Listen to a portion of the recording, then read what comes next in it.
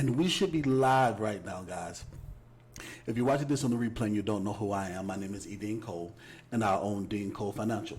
We're a consulting firm, and we specialize in working capital, alternative finance, and business credit development. And let's see how we're sounding. We're having a little technical difficulties today. But all in all, we're looking, sounding pretty good.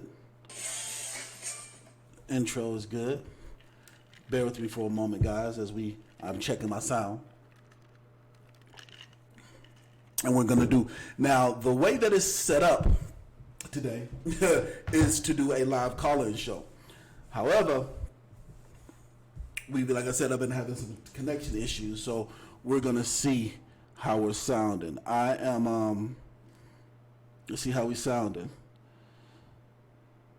All right, that's not the right one. So we sound pretty good. It's lagging. Okay, hey, if you guys are watching, if you can hear me okay, I want you to say hear you. If you can see me okay, I want you to say see you. I'm looking for the live link right now on my YouTube. It says 52 people watching. There we are. Let's see how we sounding. Okay, sounding pretty good. All right, that's not the right one.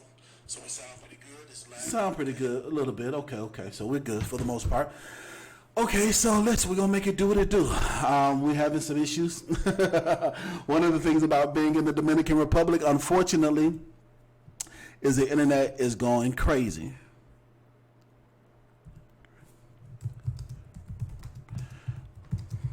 All right. Boom. All right, so we're good to go. And we're good. All right, so my sound is up. I'm up. I can see myself. I can hear myself, and we're good to go. So, like I mentioned before, let's do a quick, let's do this thing all over again. Let me go to my studio mode, and let's start this all over again. This is a live Q&A. I want to open up the phone lines. Depending on how strong we are, I will open up the phone lines, talk with you guys, answer your questions about funding, business funding, and we're going to talk about just everything that's going on right now. It's been a lot that's been going on in the news lately, and so I want to talk about how I feel. I was talking to my producer today, and she was saying, I should go live, and I said, you know what I do? I need to just go live and just talk. Boom, there we go. Need to go live just so that we can kind of talk and get some things together. Just go live so we could talk and get some things together. And if you're watching this on the replay and you was like, Dean, I didn't know you was live. Two things. Thing number one, you've seen one of my videos before, but you did not subscribe. Or thing number two, if you did subscribe, you did not hit that notification bell. What do I mean by that? So if you look at the bottom of the screen right here, you'll see you have to subscribe and then hit that notification bell. We have 32,000 brand new subscribers. So let's do a temperature check and see if you're watching me for the first time. If you're watching me for the first time, I want you to say first time. And if you are watching for the first time, I want you to say first time. If you're a client of mine and you're enrolled into any of my courses, I want you to say client. If you are not watching for the first time, you're not a client, I want you to say family. If you're not watching for the first time and you're not a client, I want you to say family. All right, so we got all of that stuff worked out. Got all the kinks worked out with that. Go back out of studio mode. Boom. And let's see. See how we look and see how we sounding.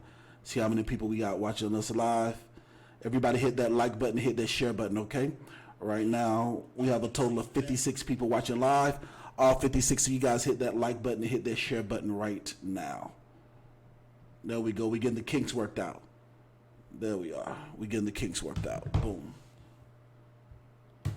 We're getting the kinks worked out. Okay. So,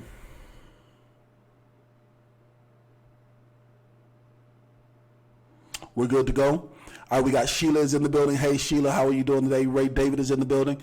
Hey, Ray, how are you doing? We got Cynthia Griffiths in the building. Let's see if we got any first timers. Okay, we got Johnny Zone is in the building watching for the first time. Hey, Johnny, how are you doing today, my man? Make sure you hit that like button. We have Rio D is watching for the first time. Hey, Rio, how are you doing? Hit that like button and hit that share button. Let's see who else is watching for the first time. And this is interactive. So if you've watched a YouTube live before, or if you watched a YouTube live before, This is unlike anything you've ever seen before. This is very interactive.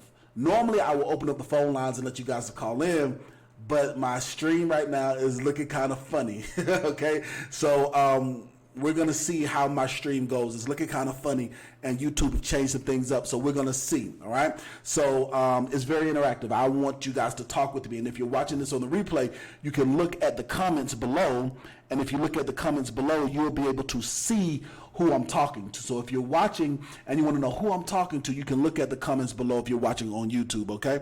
All right, and the more you interact with me, you dictate the flow of the show. So unless you've lived under a rock, that's the only place you could be, is live under a rock. You would not have seen the protest that was going on. You know, last night I got my president blue on today. You dig? I got my president's blue on today. With a presidential. I decided to throw on the Rolex, the presidential Rolex today, because my president, Barack Obama, did a great speech last night. We're going to talk about that. We're going to talk about a lot of the civil unrest, about how you feel about a lot of things. You know, I was talking to several people today, and several people felt some type of way about George Floyd's funeral, that it was being live streamed. Some people felt a type of way about that. Then other people liked that it was being live streamed. We could talk about that as well. So many things I want to talk about today, and I just want it just to be an opportunity to kind of get things off your chest. A lot of you guys had good questions. A lot of people had some questions about your economics and your finances. I had some questions about that, so I said, okay, I'm going to answer your questions about economics and finances if you want to, but I just want to allow a safe atmosphere to kind of just talk some things out. You understand what I'm saying? So if you guys are okay with that, if you're okay with that, I want you to say okay. If you want me to just stick to what this says right here is financial, I want you to say stick to finances. There's no right or wrong answer. Like I said, this is live and this is interactive. So if you want me to just stick to finances, tell me. Stick to finances. Because my entire platform is built on two things: conscious commentary and financials. And if you want to, I want to, like I said, open up the phone line so you guys can call in. And when you guys call in, we can talk about it, have conversations about it. So we can do what we could do. Let's see how we're doing. All right, so Jay Zone says the protest should be generated into a independent black political party. We could talk about that as well. We could also talk about Antifa. I just heard about Antifa and learned about Antifa this week. But several of you guys have heard about Antifa. We were talking about it. So on my Facebook page, a lot of dialogue has been going on my Facebook page. On my Instagram page, not so much. I've been torn between two. I've been torn into growing my office. We're in the process of looking at new office space, growing my office and hiring.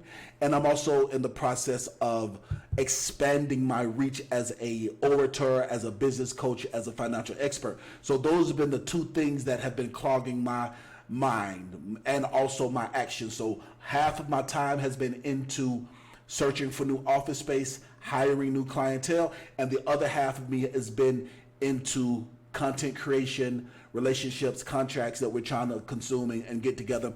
And so I said all of that to say that in the midst of doing all of that, I'm having to deal with a lot of feelings as a black man. I thank God that I don't live in the United States of America. I did a post that caused a lot of uproar on Facebook. And on Facebook, I've been doing a lot of focusing on just venting and just staying connected. But on my Instagram, I'm curating my Instagram for one of those projects that we talked about. So I haven't been talking a lot on Instagram like I have been on Facebook. And in Facebook is when we talked a lot about Antifa. Antifa, never heard of them before. I did a post, I was like, Antifa tapped the Black Panthers on the shoulder and said, we got it from here.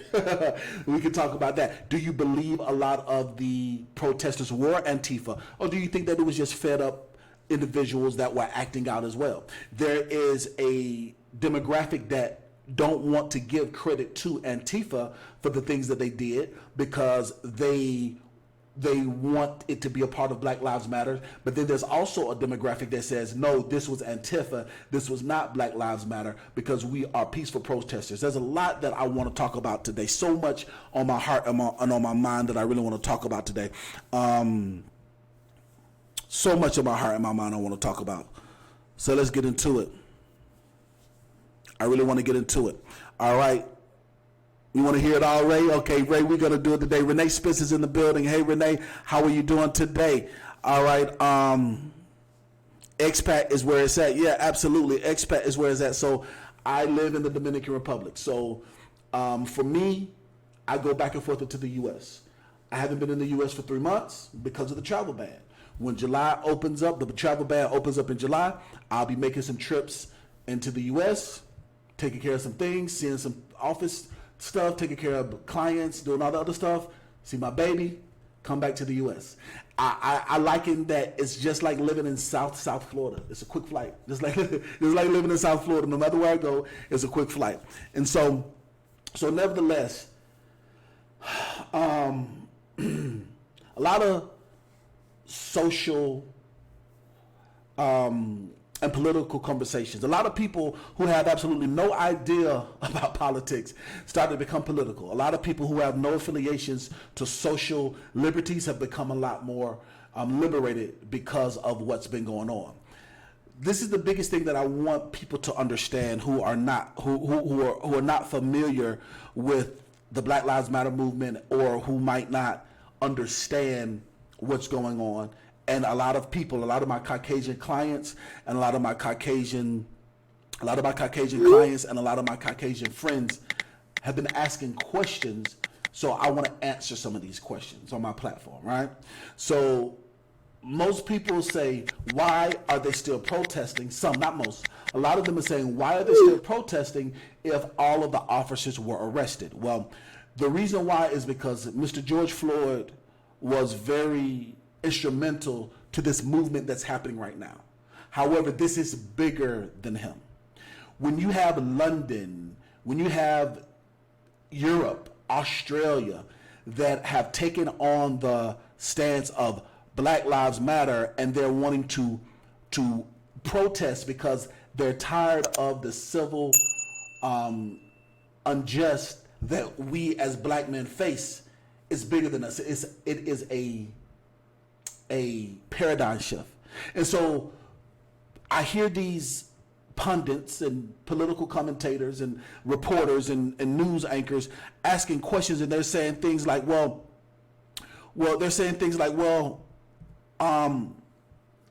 why are people so angry? Why are they burning down houses? Why are they burning down cars? Why are they burning down stores? So the issue is, some people are grieving because of George Floyd.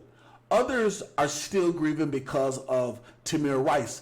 Others are still grieving because of Trayvon Martin. Still, others are still grieving because of Emmett Till. There are some people where they are experiencing these traumas, and they're experiencing watching this, and it is a psychosomatic situation where people are still grieving over the Tulsa riots. And so it's a chain reaction. Fellas, if you've ever been in a relationship with a woman, most fellas have, and you ask a girl, well, what's wrong?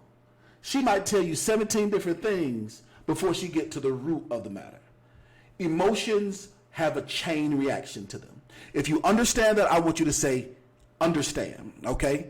If you understand, I want you to say, understand. We have a total of 328 people watching us live. All 328 of you guys hit that like button and hit that share button right now. All of you guys hit that like button. We have a total of 300 people watching live. All 300 of you hit that like button and hit that share button right now. Hit that like button, hit that share button. All right? If you understand. So that you guys can understand that it's a chain reaction. So there is something that's called the 5 stages of grief. And in the 5 stages of grief, when you are going through grief and you're going through a transition and you're going through emotional healing, you might be at a stage, you might hear something, smell something, feel something, or remember something, and you're triggered and you automatically go all the way back to your previous state of grieving. And one of the main feelings when it comes to grief is anger. Like, if I can be transparent, let me be very transparent with you guys. So for myself, like I mentioned, I actually am still grieving from Eric Garner.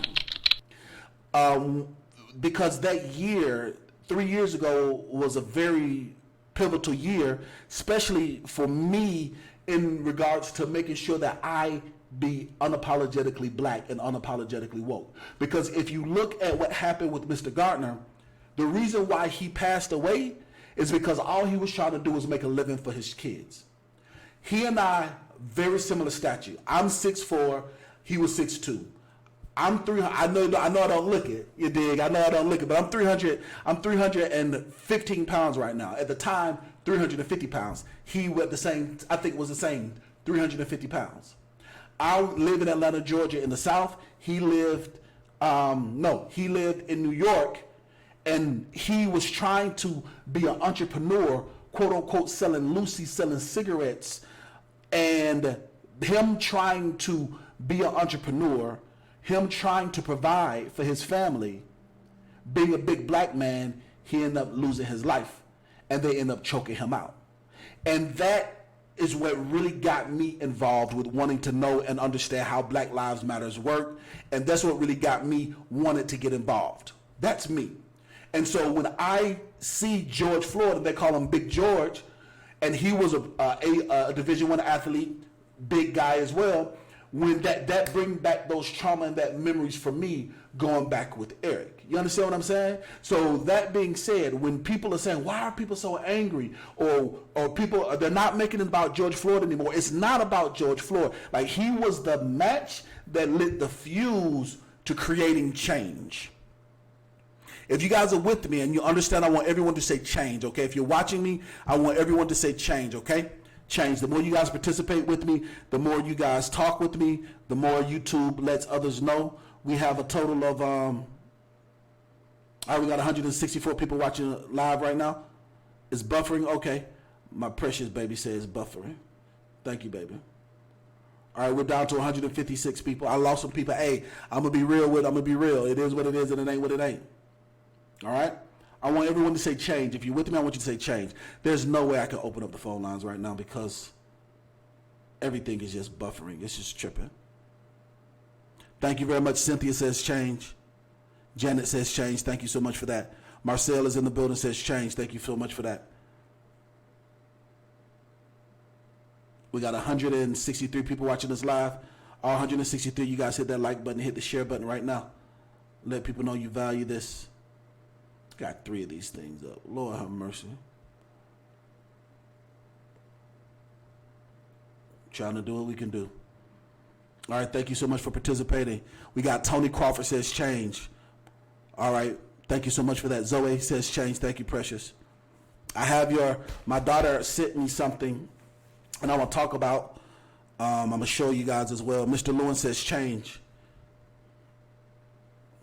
Thank you so much for participating with me. All right, change. Now, Brother Malik says something. Brother Malik says we also need to stop killing each other. Brother Malik, if I can be transparent, well, not transparent, if I can be candid with you, I don't know of any place other than Chicago that has an elevated crime rate right now in the African American community. I think that's a talking point that people say, but if you look at the statistics, and the conversation are two separate things. See, watch this. If a black man kills a black man, if a white man kills a white man, 9 times out of 10, it was something that white man did to that white man, or it was something that black man did to that black man. It was provoked. Okay? So there is a reason, whether it be justifiable or not. There aren't any African American serial killers. Watch this. There are very few African American, I don't know of any African American serial killers. However, Caucasian serial killers, they're many and they're plethora. The issue is we're talking about someone killing we're talking specifically about Caucasian white males and females killing black men because they're black and they are afraid. Not because of anything other than that. So when you say, well, black people need to stop killing black people, guess what? White people need to stop killing white people too. Giraffes need to stop eating grass. Lions need to stop eating gazelles. Lions need to stop fighting with other lions for territory purposes. So what happens is that when you throw out that foolishness, even though that is a conversation to have in a different place, what you're doing is you might not know you're doing it. You're minimalizing the effect of what's happening now. What you're saying might be valid, but the time is not valid. This is a very invalid time. If you guys understand where I'm coming from. If my house is on fire right now, and I call the police or I call the fire department to clean out, to put my house, to get my house from being burned down, how selfish of you to say, well, why are you calling the fire department because your house is on fire? What about the people in Arizona where they got the wildfires? We're not talking about the people in Arizona. I'm talking about me and my house. If you guys get it, I want you to say get it. If you guys get it, I want you to say get it, okay? I want you to participate with me, all right? Even if you're watching this on the replay, I want you to make a mind-muscle connection with me as if you're watching me live. Let's see what we can get up to. We got 186 people watching live right now. We had 300. So good. If you get it, I want you to say get it. Get it. We got 177. Say get it, all right? So when you're saying this, when you're saying these things like black people need to stop killing black people, or all lives matter, or it's not just about, or why are they being violent? What you're doing is, yes, those thoughts are valid and you're entitled to feel the way that you are. At the same time, stop trying to change the conversation. The conversation we're having right now, the subject of the matter right now is a white police officer killing a unarmed black man because of their fear. If you notice, in all of the situations, it was a non-violent black man that was killed by a violent white police officer. That's the issue.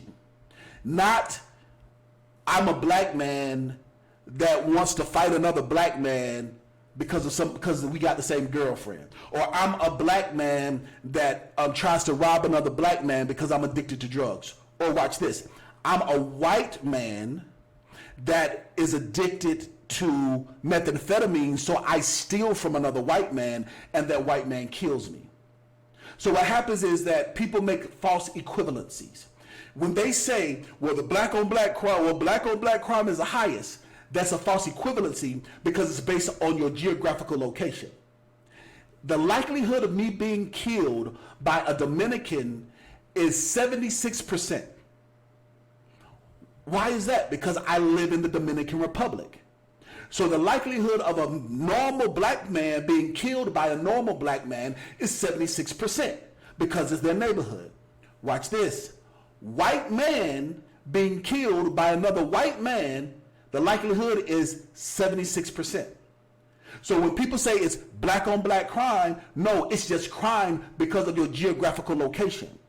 Ask Bubba and Karen that live in Two Spirits, Virginia, where there's not a black person in sight, and look who's full of the jail cells there, because it's their geographical location. So these are false equivalencies that go into the conversation. The conversation is unjust killings. These aren't accidents. It's because I'm afraid of this big black man, or I'm afraid of this black woman, so I'm going to kill them. I'm not going to use a human thought. I've seen police officers wrestle and fight tooth and nail with other Caucasian people before even touching their gun. Have you seen those YouTube videos and Instagram videos where you've seen white people, white police officers fight with other white police officers and not even think of touching their gun? If you've seen it, I want you to say seen it. If you say, Dean, you're lying, I don't believe it, I want you to say you're lying. All right? Participate with me. Let's talk about it. All right, let's see. Let's check on our analytics. Let's see how we're looking. We have 134 people watching live right now. All of you guys hit the thumbs up button, hit that like button. We had up to 300 at one time, but the connection goes in and out. All right, so Sean says seen it. Thank you for participating. Sean was the first person to participate. He said seen it. Absolutely. Nikki Stewart says seen it. Hey, Nikki, how are you doing? Emmanuel says seen it. J-Zone, I don't know if is that Junio or Junio, it's just J-Zone. Seen it. Janet says seen it. Seen it.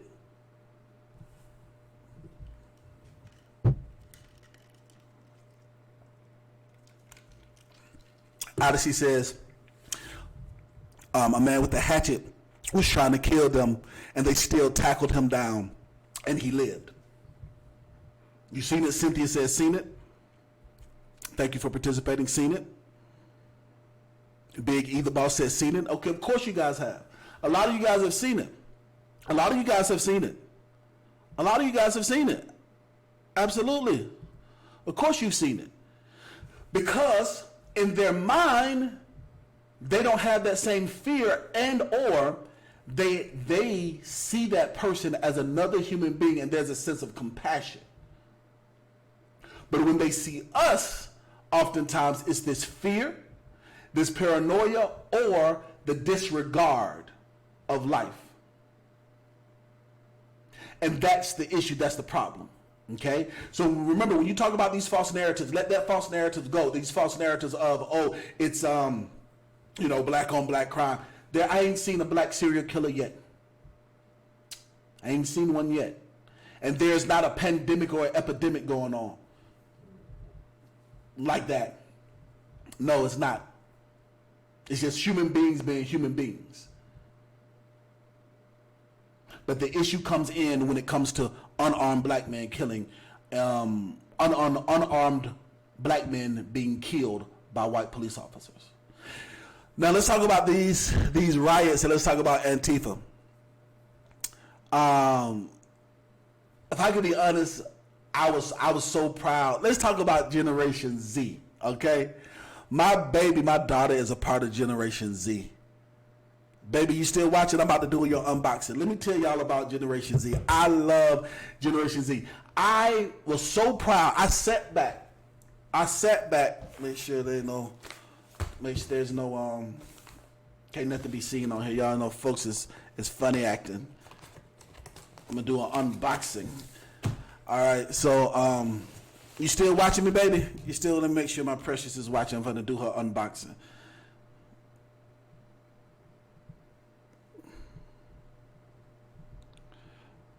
Let's see. Let's talk about Generation Z. I'm so proud of Generation Z.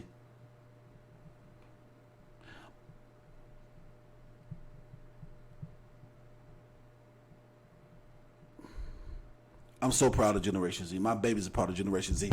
So I am an 80s baby, which makes me a part of Generation X.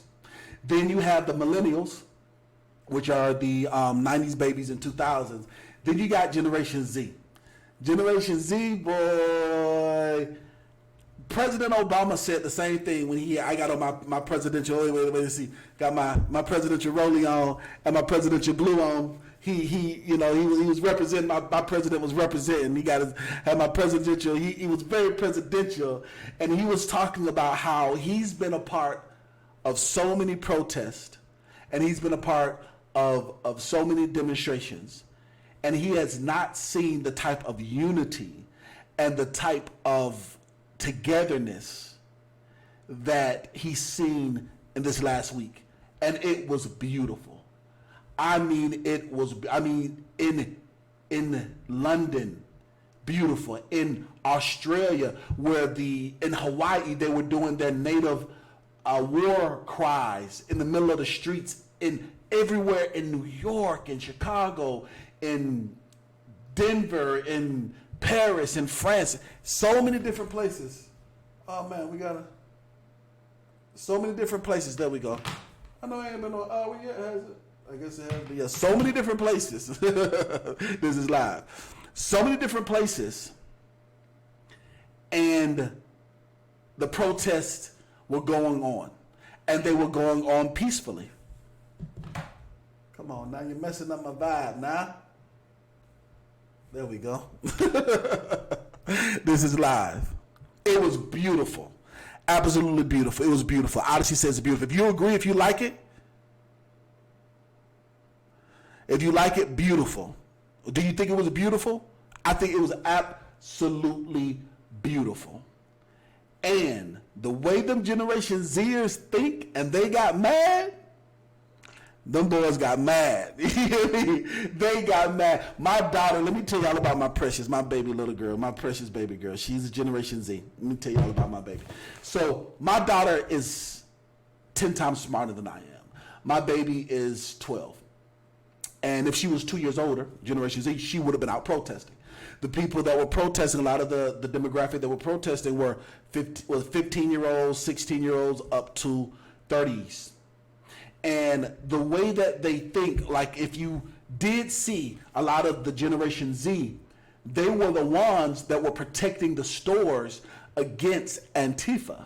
They were the ones that were making human barricades saying, no, you cannot, you're not going to break into this store. You're not going to break, or you're not going to deface this Starbucks, not while I'm around. So that's one thing I appreciate so much about Generation Z is better than Generation X. I'm just going to say it all hands down.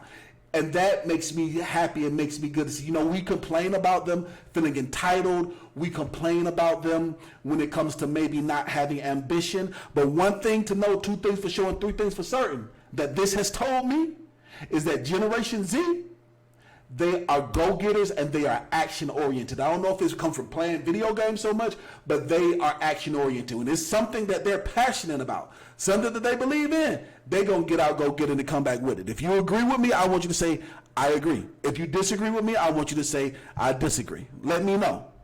If you agree, I want you to say, I agree. If you disagree with me, I want you to say you disagree. Speaking of that, my daughter sent me some masks. Because she is entrepreneurial. Like I said, my precious baby girl is so much better than me in every way. I'm so excited that I have my daughter.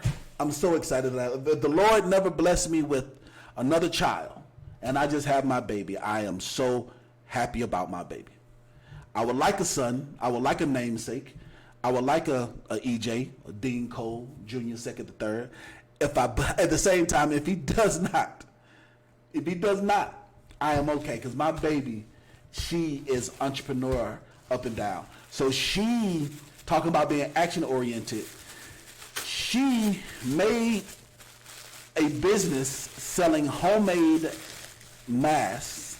Look how well this is put together, guys. I am so proud of this. And I have not seen, I have not seen these. Look at this. These are custom. Oh, this is my favorite already right now. I can see this. Look at this. Custom. Look at that. Let's see if y'all can see that. Custom. Y'all see that? Abercrombie and Fitch. Y'all see that? Oh, here we go. Abercrombie and Fitch. My daughter made this. My precious made this mask for me. Made these masks for me. You see that? Abercrombie and Fitch. That's what I'm talking about, precious. Whew, I like this one. She surprised me with this one. She sure surprised me with this one. Beautiful. So she made these. Abercrombie and Fitch. She went to the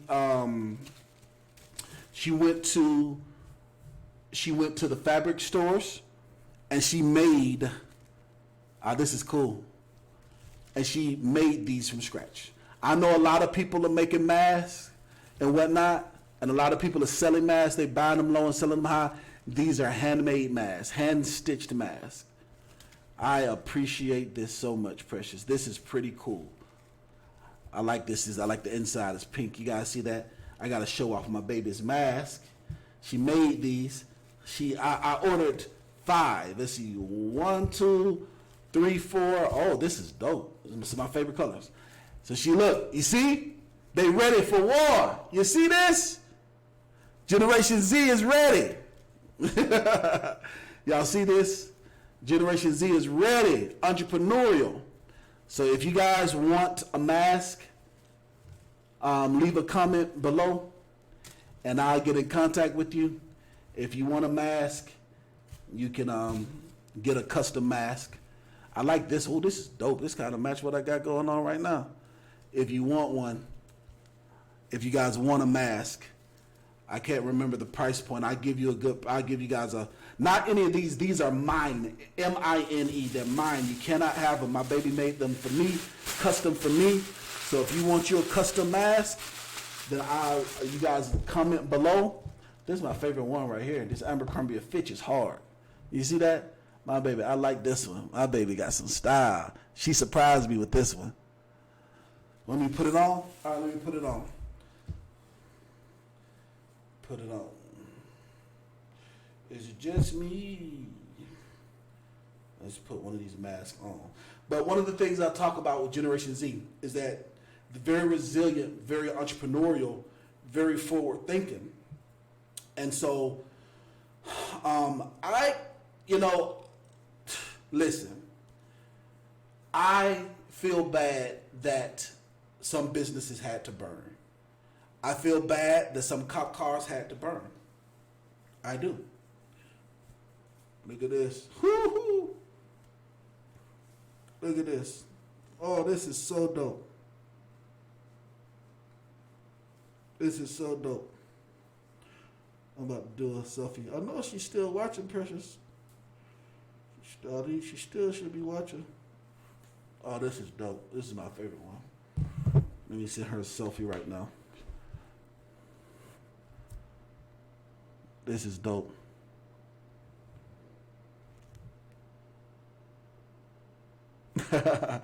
This is so dope. Bam. Send it to my baby. I'm so proud of her. Man, I'm so proud of her. She handled the shipping and everything. International shipping. I like that. Okay. You got to make sure you encourage your babies. She wanted me to do a live unboxing, and I said that I would do a live unboxing for her. All right, let me get back focused. I love that. Thank you so much, Precious. I love those masks. Those masks are great. So like I said, if you want one, comment below, and we can orchestrate something. We can orchestrate something if you guys are interested in getting a custom mask. But nevertheless, let's talk about Generation Z. We put these in a safe place because they're so valuable and precious. Put them in a safe place because they're so valuable and precious. There we go. So, let's talk about Generation Z. One thing I like so much about Generation Z is that they're so forward thinking, like I said, very action oriented. And I'm so proud that they took it to the level that they took it to. Like, I apologize. I'm sorry that some businesses had to burn. I'm sorry that some cop cars had to burn. I apologize that some windows had to break. I'm sorry about that. At the same time, I'm not sorry about the outcome. They got so involved with this that they made the Minnesota Police Department do what was right. Because what happened was, just talk about it a little bit more. They were covering this up. The cover up had already started. If you guys are still with me, I want you guys to say cover up. I'm proud of her too, Terry T. I'm so proud of her. I'm so proud of her too.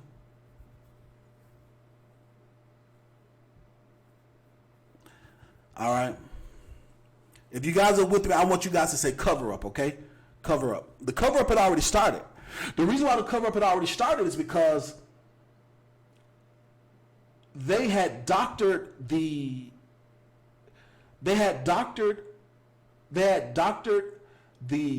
autopsy to say that he died from a heart attack, or he died from other, like he had methamphetamines in his system.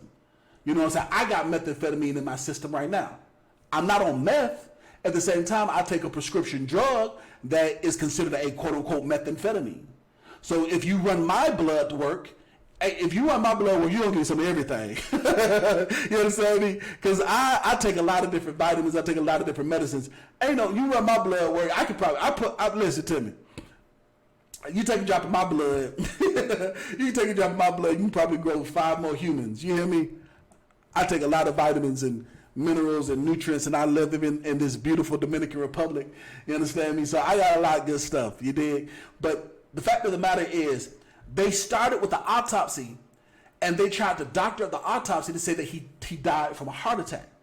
So when people say all lives matter or black on black crime, that has nothing to do with it. It is the conspiracy that it is them going into the fact that they tried to cover it up with doctoring they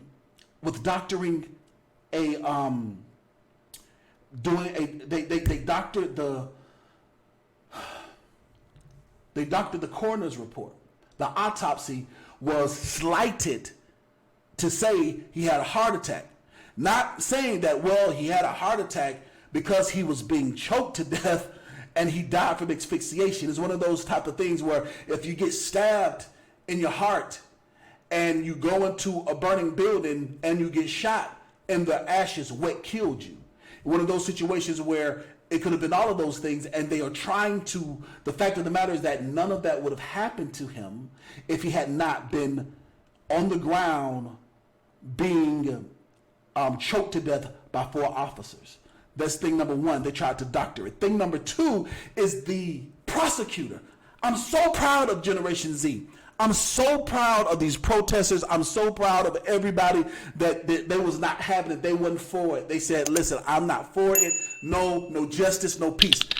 They got involved to where they had to change the prosecutors because the prosecutor had enough evidence to give them murder, to give him murder 2, and to give the others charges of at least murder 3, aiding and abetting, but it was his discretion to do so.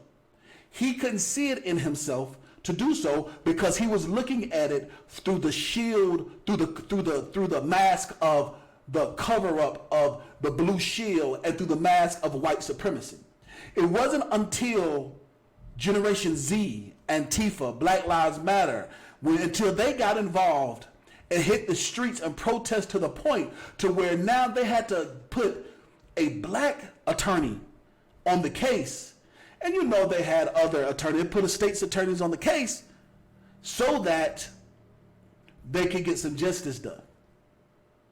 And they took it out of the hands of the cops and they amplified it so much to where they took it out of their hands. They did such a great job. I'm so proud of them. I don't care what you say. I'm so proud of Generation Z. Listen, I'm sorry that things had to burn. I'm so sorry for that. At the same time, I'm very sorry for all the people that lost loved ones from the hands of cops. I'm so sorry for the people who are wrongfully prosecuted right now because of the color of their skin and not the content of their character. I feel bad that those cop cars had to burn. At the same time, did you guys see where the police officers pulled those 2 college kids out of the car and tased them and gave them anxiety and fear and trauma for the rest of their life? And those cops were black. It had nothing to do with race. It had all to do with organization at that point. It had all to do with corruption. If you guys saw it in Atlanta, where it was black officers and white officers, it was a total of 4. They pulled a young couple out of the car, tased them, broke the window, tased them, traumatized them for life. But that time it's institutional. It was cops just doing the most. Did you guys see that? If you guys saw it, I want you to say saw it. They screamed gun. I heard that. I heard someone say that they screamed gun. I heard that they said that somebody screamed gun, but I didn't see that part. I heard it, but I didn't see that part. We got 106 people watching live. At one time we had 400 people watching live. You know, it is what it is. The connection is doing what it's doing, and we're making it do what it do. We're seeing what we can do about it. Saw it? You guys saw it? All right, Nikki said they saw it. Brendan said that they saw it and they screamed gun.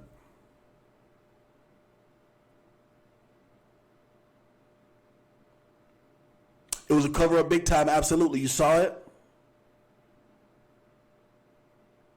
Absolutely saw it? Absolutely. Yes, Nikki, they not only did they get arrested, they got fired. So what happened was that they got fired for they got all 5 other police officers. They got fired for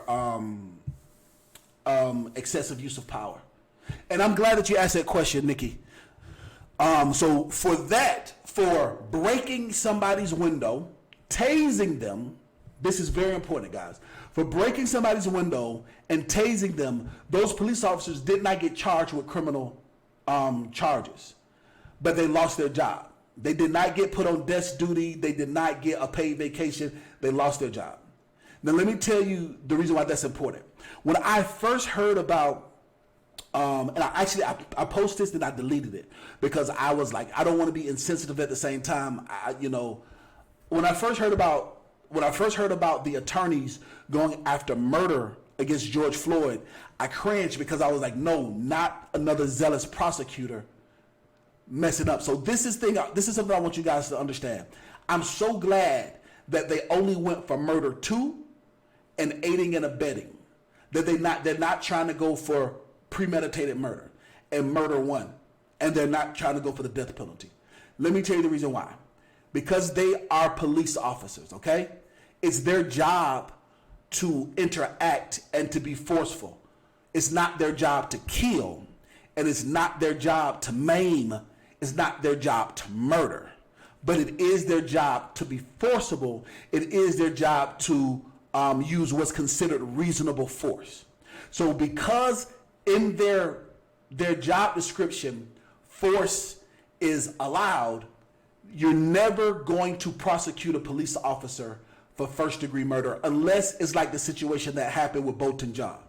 The reason why that woman was accused of first-degree murder is because they had proved without an equivocation that there was a relationship and there was a previous relationship with them. But because there's no premeditation, no previous relationship with George Floyd and these other gentlemen, supposedly they're going to do research to figure out if they can trump the charges up. But what I don't want to happen is a zealous prosecutor try to make a name for themselves and blow the case. The reason why we lost against George Zimmerman is because the charges were too aggressive. And I understand that we're angry, and I understand that we're frustrated, and I understand that we want vengeance, and I understand we want eye for an eye and tooth for a tooth, which is why I'm so proud of those protesters. So proud of them. Because if that's what you want, that's how you go about it. Protest to the intensity that they did. However, don't blow the case. When it comes to law and when it comes to legal matters, you're only able to prosecute them according to the law. Let me show you guys. These books right here, those books right there, some of my favorite legal books when it comes to business, okay?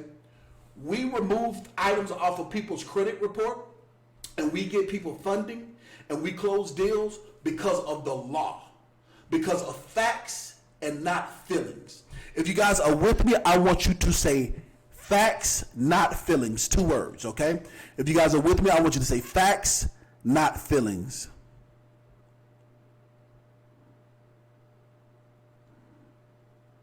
All right, if you guys are with me, I want you to say facts, not feelings.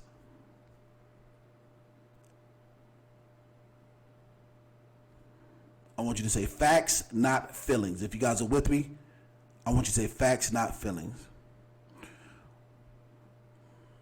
I might try to open up the phone lines, guys, in a moment. Odyssey was the first person to say facts, not feelings. Thanks so much. Odyssey, let me go on and make you a moderator because you are on top of things.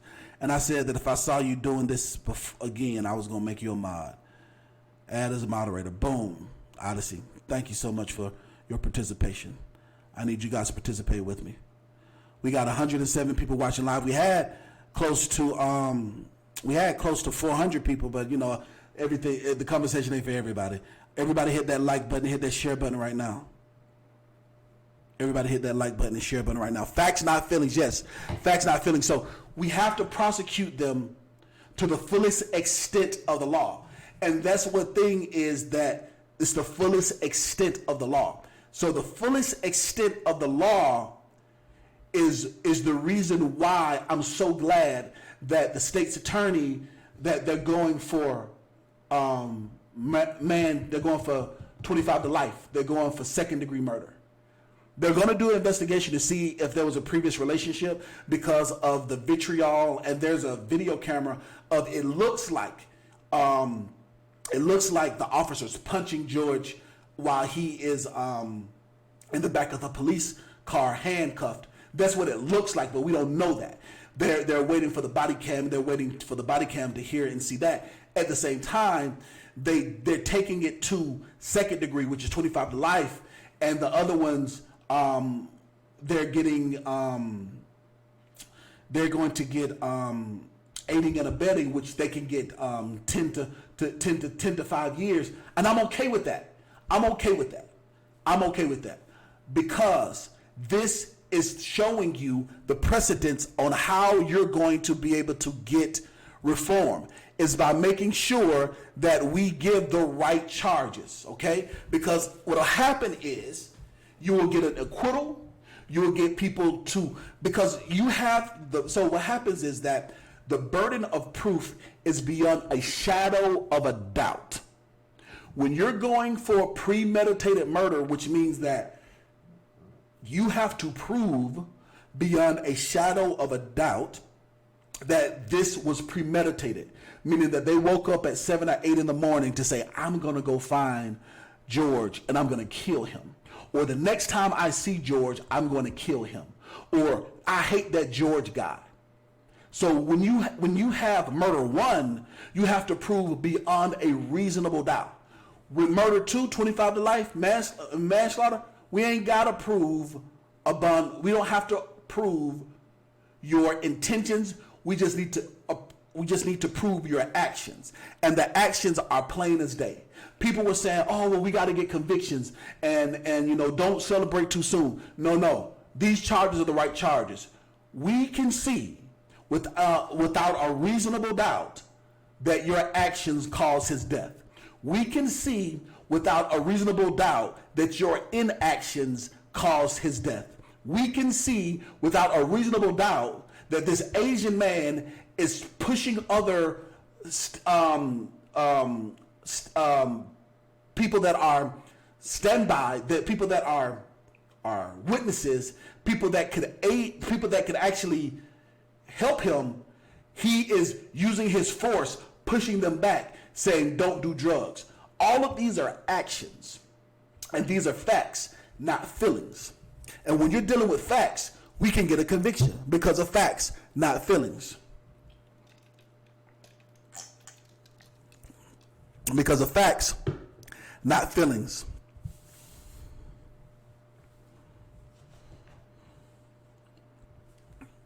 All right? Facts, not feelings. I'm going to tell you right now, Chris, he's not going to get the death penalty. A police officer is not going to get the death penalty. He'll get 25 to life, but he's not going to get the death penalty. The best thing we're going to get is the same thing that happened in the Bolton John case. Now, one thing I do like is that his brother his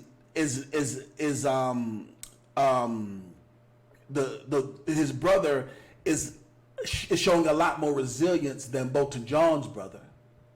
In that case, trying to say, let's forgive her. They're trying to go for an appeal.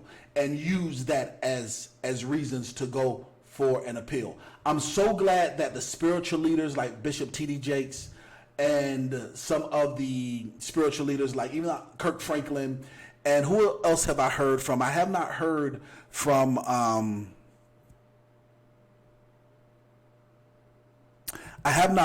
from Jamal Bryant, and I'm a little disappointed that I haven't heard from him, but it's also because I hadn't been looking. I got to be honest.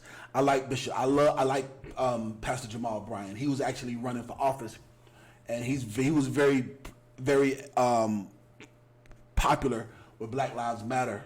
But from what I understand, he got something going on with maybe another baby, and I think he got a contract with New Birth that he can't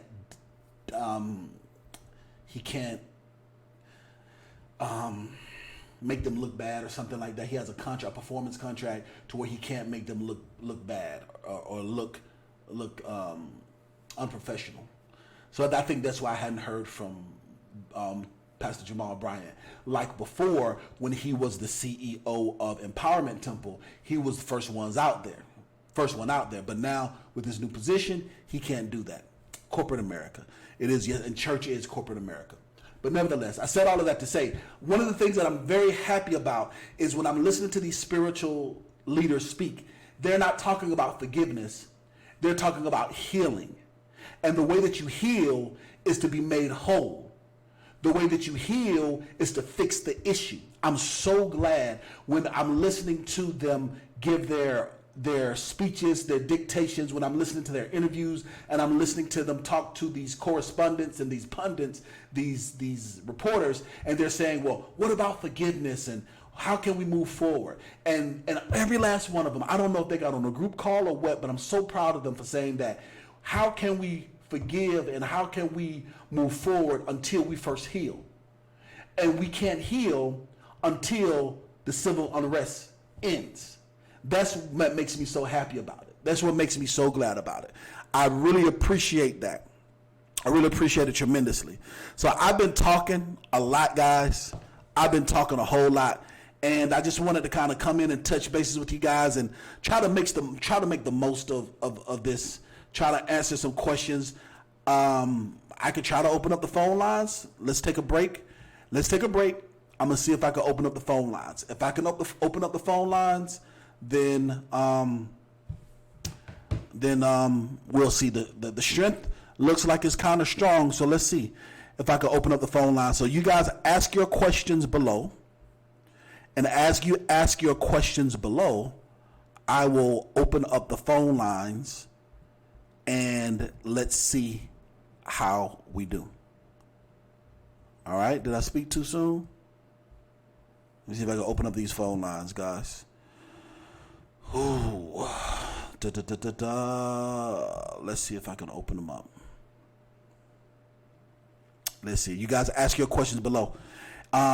If you want to make sure that your question is seen, do a super chat. I don't care the price. It just lets me see it. Or if you know how to light me up in orange, light me up in orange.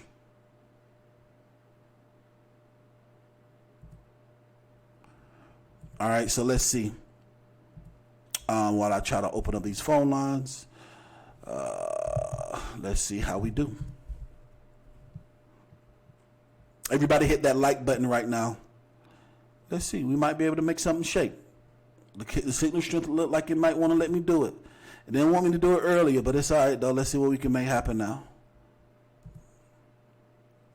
Give me a moment here. Let's see what we can make shake.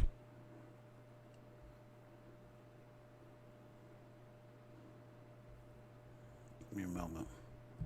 See if we can open up these phone lines and let you guys call in. It says, boom. Can I edit this? Let me see. I think I can edit this. Let's go back and see if I can edit this. Give me a moment, guys. Thank you so much for your patience.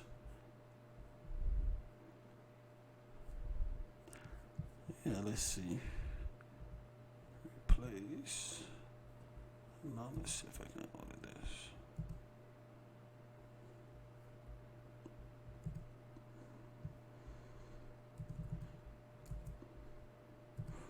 All right. Let me give you guys a quick break, real quick, and I'll be right back.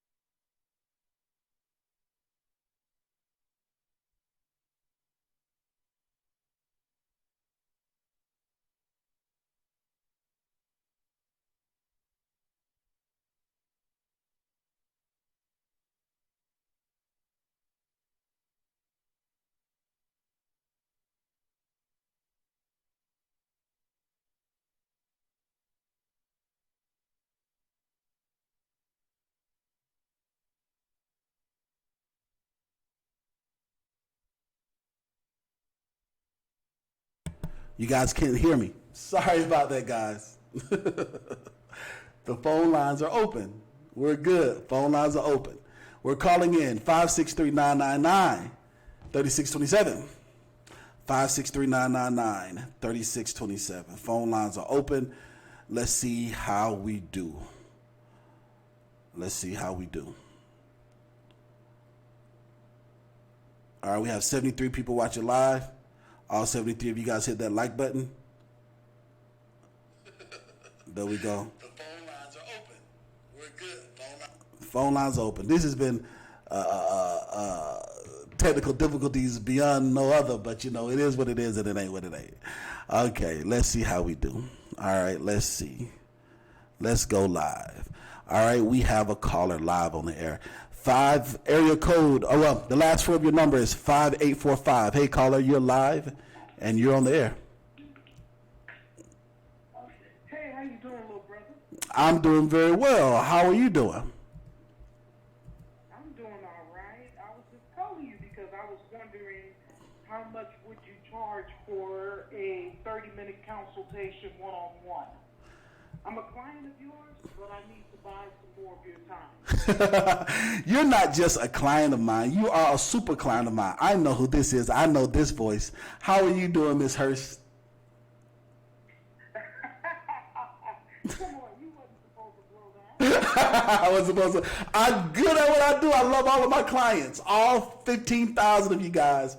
Like, Dean, how do you know that? I know your voice. We've had a lot of one-on-one consultations, Ms. Hurst. We've had a lot of them. You want to schedule a one-on-one consultation? You can schedule a one-on-one consultation. You're in our corporate build-out, and I believe you have one more session left, one more free session that's already left. So right now, yes, you do have one more free session already left. So right now what we can do is we could talk about how you feel, talk about business. I can answer I couldn't do a whole 30 minutes with you right now because we got others waiting on the line, but I can answer some of your questions. But I believe you have another hour session left in your 5 hour, your 5 hours left in your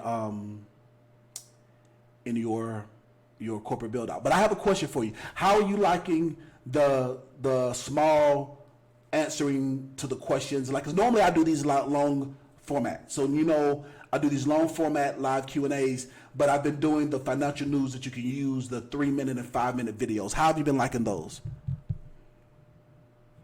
I do like those. You do? Those are very helpful. Okay. Especially for people who are just getting started. Okay. I have a lot of little cousins, and of course my own husband. Mm-hmm. Of course, they're patiently waiting for my results, but then they're further along, like I am, on Mm-hmm. the totem pole of having a corporation, Mm-hmm. helping me do a lot of other tremendous work, by the way. Thank you very You guys much. are working so hard up there, and I appreciate you guys. Thank you so much. Yeah, but they're very helpful. There are a lot of people who just don't get the ins and outs of a business. I'm still learning as I go. You can't say you know too much, so I appreciate you for that. Absolutely. So that's good stuff. Yes. That's good stuff. Absolutely. So let's see how we're sounding. I apologize, guys. If you can hear Ms. Hurst Hilly, if you can hear, let's see how Ms. Hurst is sounding. Let's see how she's sounding to me. Okay, yeah, you sound great to me. There we go. That's good. Sounding good. That's awesome. Well, I appreciate that. I appreciate the feedback. We are growing. There's a lot of things that are coming down the pipe within a matter of weeks, and I'm extremely excited about. So stay tuned for that. Stay tuned for that. All right. So let's. You talked about me. You got me. Yes. Yes, ma'am. So do you have a quick question, or you want to add anything to what I've been talking about? You agree, you disagree. Let's kind of stay in that vein if we can, if that's all right. No, we're just, again, I was just calling on behalf of someone who was interested in a 30-minute one-on-one. Oh, somebody else. I apologize. Oh, okay. If somebody else wanted to do a 30-minute, not you, but if somebody else wanted to do a 30-minute. Okay. That was a good question that I couldn't answer in the past. Yes, ma'am. Well, I will say this. You and I both know it's never 30 minutes. Most of the time, it's always longer than that. Tell them to book the hour session. It's more than worth it. They will get a return on their investment. It's worth it. And it's never 30 minutes. Because most of the time, it's 30 minutes for them to ask the question. And then we get into the conversation of things, and then it's all. That's the reason why we have hour-long sessions, because in order to answer truth to power and give them everything that they need, you know how we do. So, yeah, just let them know. How much is the 1 hour session again? I'm sorry. For non-clients, it's $250 an hour. So if they're a client, they're enrolled into the course. Yes, ma'am. Hold on for a second. Here's somebody that want to talk to you. Here's my husband. Okay. Hey, Mr. Hurst, how are you, sir? I'm pretty good, thank you. So I just had a general question. This pandemic has really taken a toll on everyone. Everyone. And I just had a general question. Like, what advice do you have as to what sort of businesses should people be starting in this particular climate? Because That's a very good question. once you get funds, everything like that, that's fine. But what kind of business should you even be starting to begin with? That's a very good question. I don't know if you saw the beautiful handcrafted masks that my daughter made, but these fashionable handcrafted masks are very good. So let's talk about this on a business level. So, you know, these masks that you see on social media and the masks that people are wearing, they only cost $2 to make. In most cases from China, surprisingly, in other places they cost $2 to make. However, people are selling them for $10 and $20 a piece. And so the markup is tremendous. The markup is great. So that within itself, whenever there is a pandemic, is always an opportunity. Whenever there's chaos, there's always opportunity. Unfortunately, we don't want to capitalize on people's fears, and we don't want to capitalize on people's bad situations. At the same time, to be very candid, is that you make the most money and you have the most fulfilling business when you are fulfilling a need for your client. So that being said, anything right now that is service-based and service-oriented would be great. Things that people need masks, people need protective gear. If you're able to do delivery service right now, delivery service would be phenomenal. If you're able to do anything service related to when it comes to health, would be great. The housing market is making a strong comeback right now. The housing market, unfortunately, there are going to be some people that house foreclose on. It just is what it is. It's the fact of the matter. Some people, houses are going to foreclose on. When it does, be in position to buy so that you can turn around and rent it out and turn around and sell it. I got offered a couple of lots recently in Atlanta, Georgia, because of the pandemic. Somebody who is a developer had been sitting on some very nice land for a very long time, but now they need money. So the lots got offered to me. So whenever there's a situation, that's why it's always good to build a business credit and build a holding company where you already have credit set aside, ready to go. So when opportunities present themselves, you can go ahead and take advantage of them. Uber right now is a tremendous opportunity. You can create a fleet. You can build business credit, rent 5 Uber vehicles all in your business name, get financing for them, and put people in them to drive for you. And you make a percentage managing the fleet. So there's a fleets of Uber vehicles that are great right now. And as a quick little tidbit, the company to go to is Hertz. Hertz is giving out corporate accounts right now. When you have an 80 paydex score, you've been in business for 6 months, and you have at least $5,000 reporting on your Experian business profile, Hertz will give you a corporate account, and you can it's the same thing as a corporate lease. Absolutely. Wow. Okay. Does that answer your question? Yes, it does. Indeed, it does. That's good. Yeah, I think I'm going to have to hire you down the line here to talk more about this. Absolutely. This. Because you give me like some ideas just off the jump from here, you know. Yeah, there's so many different. You're very, very welcome. There's so many different opportunities that are available. Unfortunately, money is made during hard times because people need to solve the issue or they need finances, and if you're in the position to take advantage of it, there's nothing wrong with that. Nothing wrong with taking advantage of that at all. Well, Mr. and Mrs. Hurst, I appreciate you guys for calling in. Ladies and gentlemen, if you're watching on the replay, Mr. and Mrs. Hurst, they actually came out to our last live event, and they've been clients of mine for over a year now. And so that's how come I know her voice so well. But I'm taking your phone calls, guys. 563-999-3627, 563-999-3627. All right, 2642. Caller, what's your name and where you calling from? Hello? Last 4 digits of your number is 2642. Hey, caller? Hello? Hello? Yep. You're live. All right, bro. All right.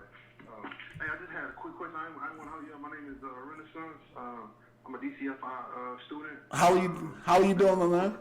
Build out. How's everything going? How are you doing? You say, how am I feeling? Yeah, how are you feeling? How are you doing? Oh, brother, man, I'm just trying to keep it together, man. I just, want to say hello to all of the DCF family out there, and yeah, I just had a couple of quick questions, man. Yes, sir. Try to get this out as quick as possible. I know you're trying to get other people in there. Absolutely, my man. Okay, so I'm at the point now in the corporate build out where I'm doing my business bank account. Okay. Yes, sir. So I'm using the one right now. I have the small business bank account that came with the corporate build out. Okay. But I just got approved for Navy Federal on my personal side. Awesome. Congratulations, boss. Yes, sir. Yes, sir. And so my first part of my question was like, should I try to get a business bank account with the Navy Federal using my corporate build out information? Absolutely. With the, Nope. Absolutely. See, yes, you should. So dump the small business. Yes, sir. Account. Absolutely. So I have. Go ahead, bro. yeah. So for you specifically, and for the people that are watching at home, so we, as a consulting firm, we have multiple different levels of coaching and consulting. So this client happens to have what's called our corporate build out, where we build corporations and we help you get business checking account, we get you funding and whatnot. Some people cannot qualify for credit unions, so we have a small business bank account that we get you a small business account online. So that is great. However, if you can get the credit union and you can get in, that is the best way for you to get funding right now for a new small business. Okay? So that is the best way for you to go. Right on. Absolutely. Right on. So I have a 10K, and just kind of like savings or like from like a side income. Mm-hmm. We kind of talked before about like circulating money. Like so what I'm trying to do right now is build up to like a low 5, a low 5 bank rating, like what they call it, 10,000 minimum. Yes, sir. So I kind of wanted like a strategy for how I could build that up. Like, should I just like put in like deposit like $1,000 every week, because like they're going to look at like the past 90 days, right? Yes. So what happens is, so this is the best thing that I would suggest for you. All right. So so watch me close, okay? There are lenders that they look at nothing but your deposits. So to get the top 5 bank rating, they look at your deposits and your positive cash flow. So the more that you can deposit, I don't care if it's 25 cents, stick of bubble gum, the better it'll be. So the more you deposit, the better it'll be. The frequent the deposits, the better it'll be. So if you can deposit, go ahead. Does it matter where I make those deposits from? Because like I say, right, I haven't even actually started my business that I'm gonna be working into. Mm-hmm. You guys just set me up as a general holders company. Yes, sir. So right now I have like an online eBay store, which is pretty much like my only source of income, but it's doing about like maybe $10,000 a month. Yes, sir. So I'm kind of like using that money right there to like fund. Yeah, there's nothing wrong with that. So There's nothing wrong with that at all.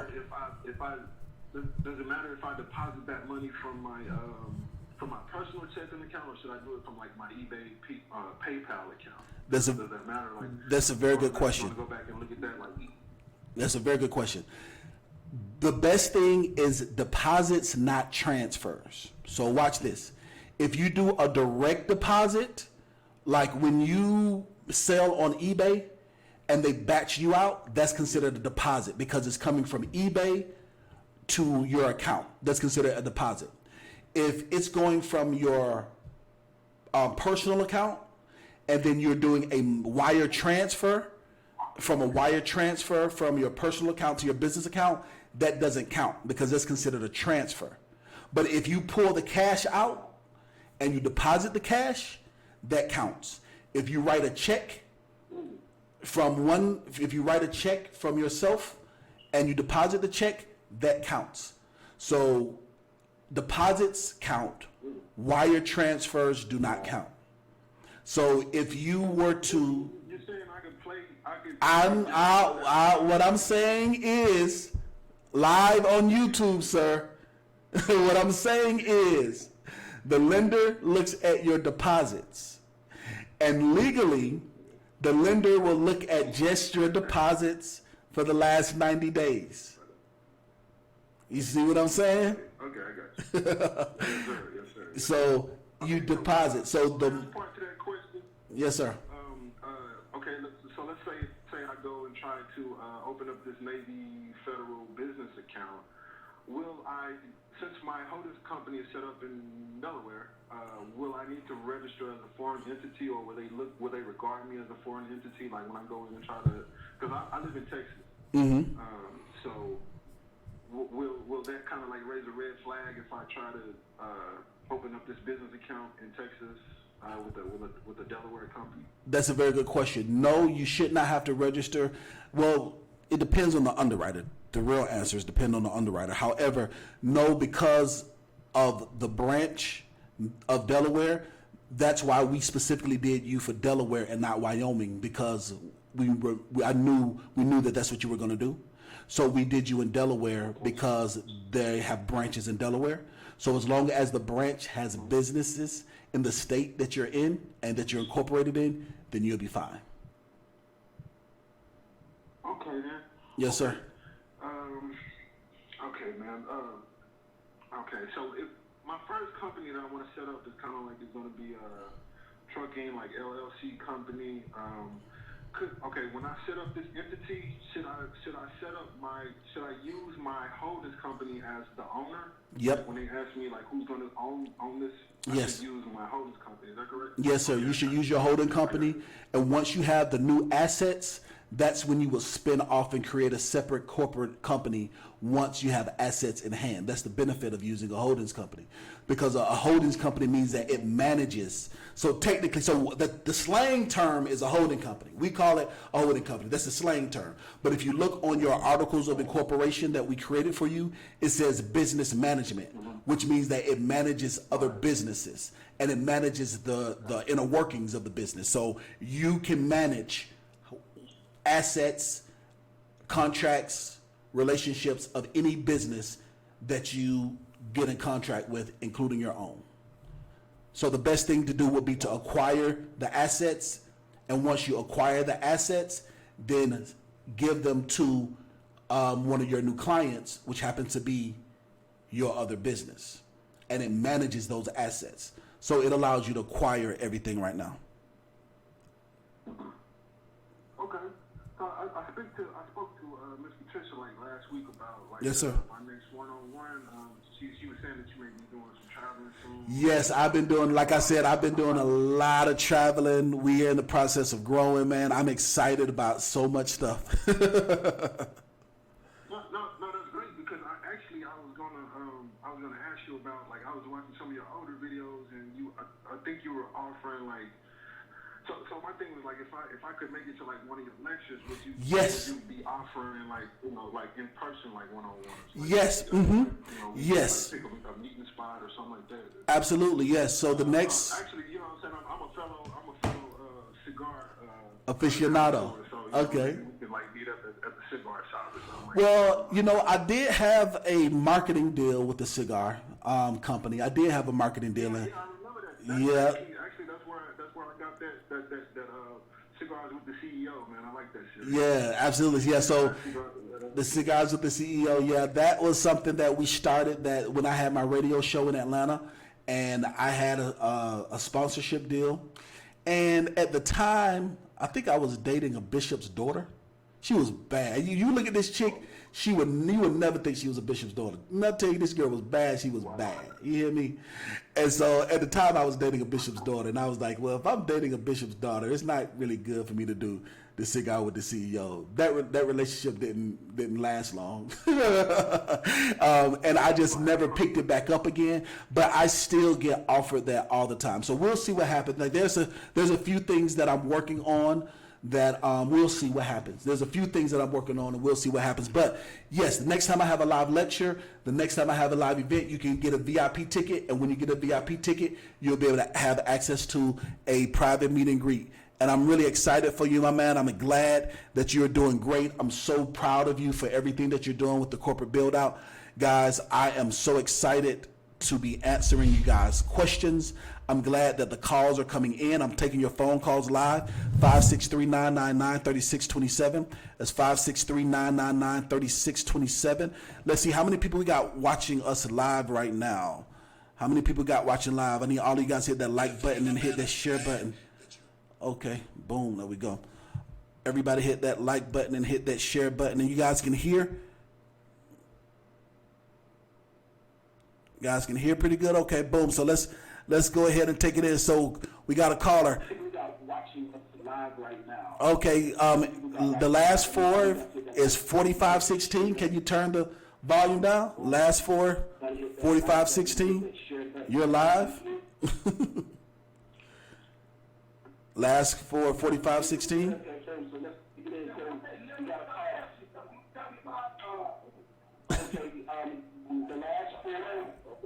You with me? All right, we got to get you the call back, buddy. You had a lot of feedback going on, so let's see. Next caller. Okay, last four, 0860. You are live on the air. Hey, caller, what's your name and where you calling from? Hey, caller. Last four is 0860. You are live on the air. What's your name and where you calling from? Hello? All right, let's go to the next caller. All right, let's see. All right, next caller, 1775. You are live on the air. Hey, caller, what's your name and where you calling from?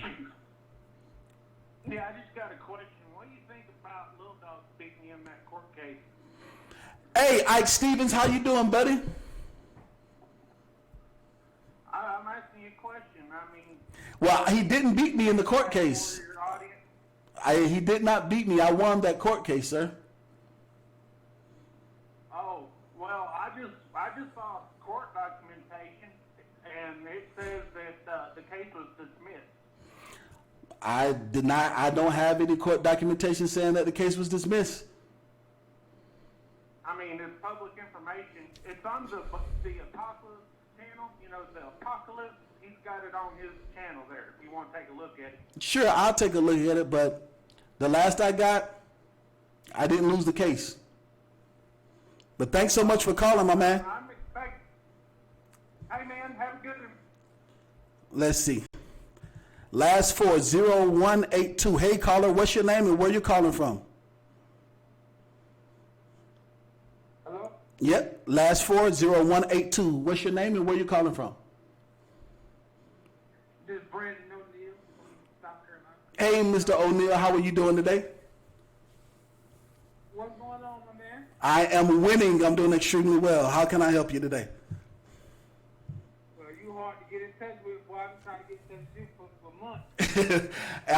months. You see, I'm a busy businessman. I'm a busy businessman, as you can see. From what I understand, I had a lawsuit that got dismissed. I don't know anything about it. I hadn't seen anything about it, but also I am living in paradise. I'm living in the Dominican Republic, so I don't know. And also running a very successful business, and a very successful YouTube channel. So I got a lot of stuff going on. So how are you feeling, my man? I'm doing all right, man. I'm doing pretty good. But I just was reaching out to try to figure out what was going on as far as where was I in the process of doing the corporate build out. Because I remember when I last talked to you, you told me that I was set up pretty well. Yes, sir. I had everything done. Like I had all my stuff in order. Yes, sir. And I was just wondering, where I fall in at, like, cause I'm really trying to, get my loans and get my truck and trailer and stuff and go to work. And get the funding and go on to the next level. Yes, sir. So the best thing to do is, because I'm live right now, I would want to schedule a time to pull up your file. We can go through it together. And did you contact the office? You can contact the office to schedule, because you have free time in your consultation package, so that we can go through everything together of your next stages. Now, the last that I remember seeing is that Malik was building your website. Did you get in contact with Malik about your domain name? That's the last that I can remember off the top of my head. Last time he asked me to send over some information in the email, and I sent it over, but I didn't hear anything else back. Okay, so you did. Okay, good. So you did. Okay, so he did. Okay, good. So if you did send that over, that's good. So we're finalizing your website. So now that we're finalizing your website, and if you answered all the questions and everything will be designed the right way, then we'll get to the point to where you'll be able to start applying for funding, because now you will have that presence. So once you get to the point, now we can do we'll go over it in depth. So tomorrow is Friday. Contact the office tomorrow during normal business hours, and we'll schedule one of your one-on-one sessions. And when you schedule one of those one-on-one sessions, I will pull up your file, and we can go line upon line, precept upon precept. But from what I remembering, is that your website was being finalized, so that way you'll be indexed in the underwriting systems, so that next step is funding. That's what I can remember off the top of my head, but I can be more specific when I pull your file up. Okay, all right. Okay. I appreciate it, man. You're very welcome, my man. Thanks so much for all the support. Make sure you hit that like button and you hit that share button, guys. I'm taking your phone calls. We're taking your calls live on the air. Okay, let's see. Area code, last 4 digits, 4516. Last 4 digits is 4516. Hey, caller, what's your name and where you calling from? Hello?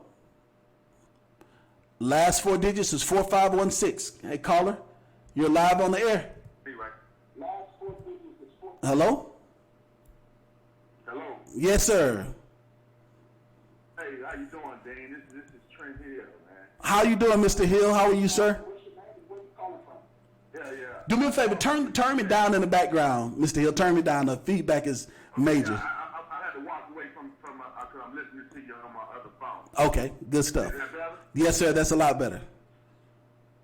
Okay, I was an ex-student, man, of yours. Yes, sir. And I got ahead of you thinking that I knew what I was doing. So now I got to come back and start all over. Okay. I've been in trucking business for about 20 years. Yes, sir. And I want to know, I'll have to call into your office and set up an appointment with you, but I'm still in the trucking business. Trucking business has changed a little bit.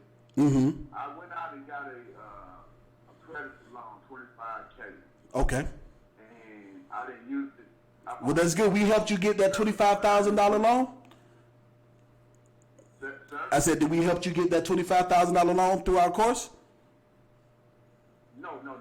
Okay. Learning the course and being a student of just learning reading. Oh, okay. Reading like my second nature. Okay, got you. Just going through your course, I figured things out and got the $25,000. Okay, got you. Certain things like you were talking to young gentlemen about the Apex Index.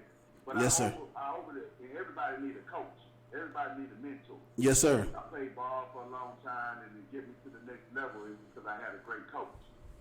And first of all, I'd like to send an apology to you for overstepping your It's okay. program. And, It's okay. Not going through it, but I need to get back up and sign up with you, Dean, and grow my business. And I had 4 trucks at one time, Mm-hmm.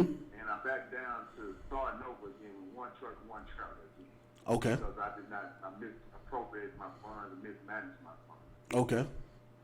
But I had 25K. I started a tax office, me and my wife, and that's going successfully. But now we're trying to grow both of the business simultaneously, and I need Okay. to know where I need to start Okay. and get this credit loan that I got paid off, and what do I need to do to make sure that it don't affect my credit? Okay. Well, the best thing is if you you said you have 4 trucks and you're down to 1 right now. Is that correct? Sir? You said you have 4 trucks and you're down to 1 right now. Is that correct? Yeah, down to 1 truck, 1 trailer. Okay. So the piece of equipment, so the other 3 pieces of equipment, were they walk-away leases? Were you able to walk away without any penalty, or did they put some UCC1 filings on your profile? What do you see when you have you been able to? I bought it cash. Oh, you bought them cash. Okay, that's awesome. That's awesome. Okay, that's good. So, what did you do with the equipment? I sold the equipment. You sold it? When the downturn in 2019. Okay. Yeah, I sold. You sold all of them. Okay. 2 trucks, and then one of the drivers that was driving for me. Mm-hmm. I put him. I let him, because he was a faithful driver, that I sold him the truck after 2 years. Okay. Okay, awesome. So, that's great. So that was great that you were able to get rid of the equipment without being scathed. So right now, the $25,000 that you used, do you have any funds left over? How much do you have left over from the $25,000? I'm down to about little nothing, man. About 5 racks. About 5. Well, 5 racks is something. You can do something with 5,000. You can do something with 5,000, and you have money coming in. You got your truck on the road right now, and you got your tax business. You have money coming in. Yeah, I have money. I still drive. Okay. All right, that's good. So the very first thing that I would suggest that we do is if we should schedule a full 1-hour consultation, so that way I can pull up your business credit profile and see how it looks, Okay. see what's showing up in your profile, because I don't want to tell you sight unseen to start over again, because you might not have to. You might have a good enough credit profile to where we can build off of it, and we can do a corporate build out on your existing business instead of a new one. You see what I'm saying? Okay. So, Yeah, so okay, but like I said, I just got a normal LLC. But now I think that how you build it now, you having shields of protection. You putting a holding company in front of their regular company. you can do that. That's the best thing when you're starting from scratch. But you've been in business for years, which is so much better than starting from scratch with the holding company. So I would need to see your profile, and seeing what's on your business profile, what's reporting, what's not reporting, how long things have been reporting, will let me know which direction to go in to help you get more funding and help you grow your fleet and also grow your franchise. The good thing is that you have two businesses that you can manage that are managing very well. So that's great. So the idea is to reproduce and scale those. But before I tell you to do it under a new business or your existing business, I would need to see your full report, and I would need to see exactly how everything looks before I can tell you which way to go. I can't do that right now because, we're live on YouTube, and I can't do it sight unseen. But for something detailed like this, I would want to do that. So I could give you some general information. So general information, best thing to do would be to get some working capital. You could, depending on how much you have coming in on a monthly basis, you could probably get $10,000 or $15,000 in working capital just to sit, not to do anything with other than sit to give you leverage. Once you have that $15,000 to give you leverage, then what we'll do is we will get you another piece of equipment. Do you have somebody that can run right now? Are you OTR, regional, local? I'm kind of region, local. Regional, okay. So do you have contracts? One thing I know is about OTR. Mm-hmm. Well, no, about OTR. Driving for such a long time, I'm kind of burnt out over that road. But I know a lot of opportunities. I come across drivers who want to drive. Yes, sir. But they wanted a newer model truck. Okay, And yeah. I need to take my business to only a newer model truck for them. Absolutely. So I can do it, being a mechanic on working on my own truck, doing the mechanic job to it. I know how to keep my truck up and running. Okay, that's good. So that being said, best thing would be to do is to get new piece of equipment like we just talked about, leasing it in your business name, getting somebody in that and running it, making sure that you manage it the proper way, and then we can talk about scaling up from there. But in the way that we do it, whether we do it from a brand new company or from your existing company, will depend on how you're set up right now.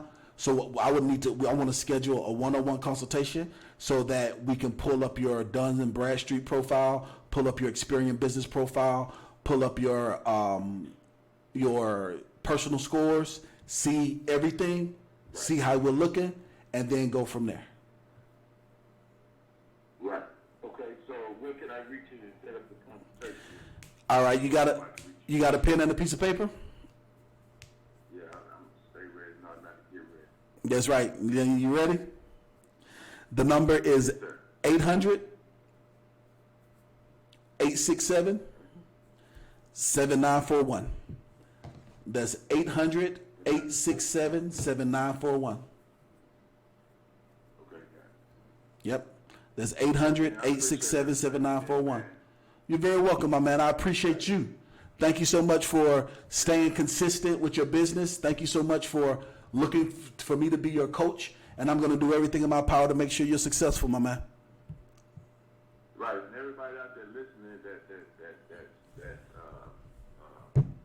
hasn't made that jump, Dean course that I took has helped me tremendously. But I got it in front of my teacher, in front of my mentor. So I had to give Mr. Dean his credit, and when credit is due. His program do work. I appreciate you. You know how we get sometimes, we get ahead of the curveball and we strike out. But being a man of great integrity, I call him and let y'all know it's not as easy to come back and ask somebody, hey, let me back in your course, let me follow up with you, and can you help me out the one-on-one that I need to get your business to the next level. In these days, we need entrepreneurship and we need to scale our business. Yes, sir. With that being said, if you hesitate about E.DeanCole, you ain't got to worry. My name is Trent here. You can call me anytime. You know this course is the real deal.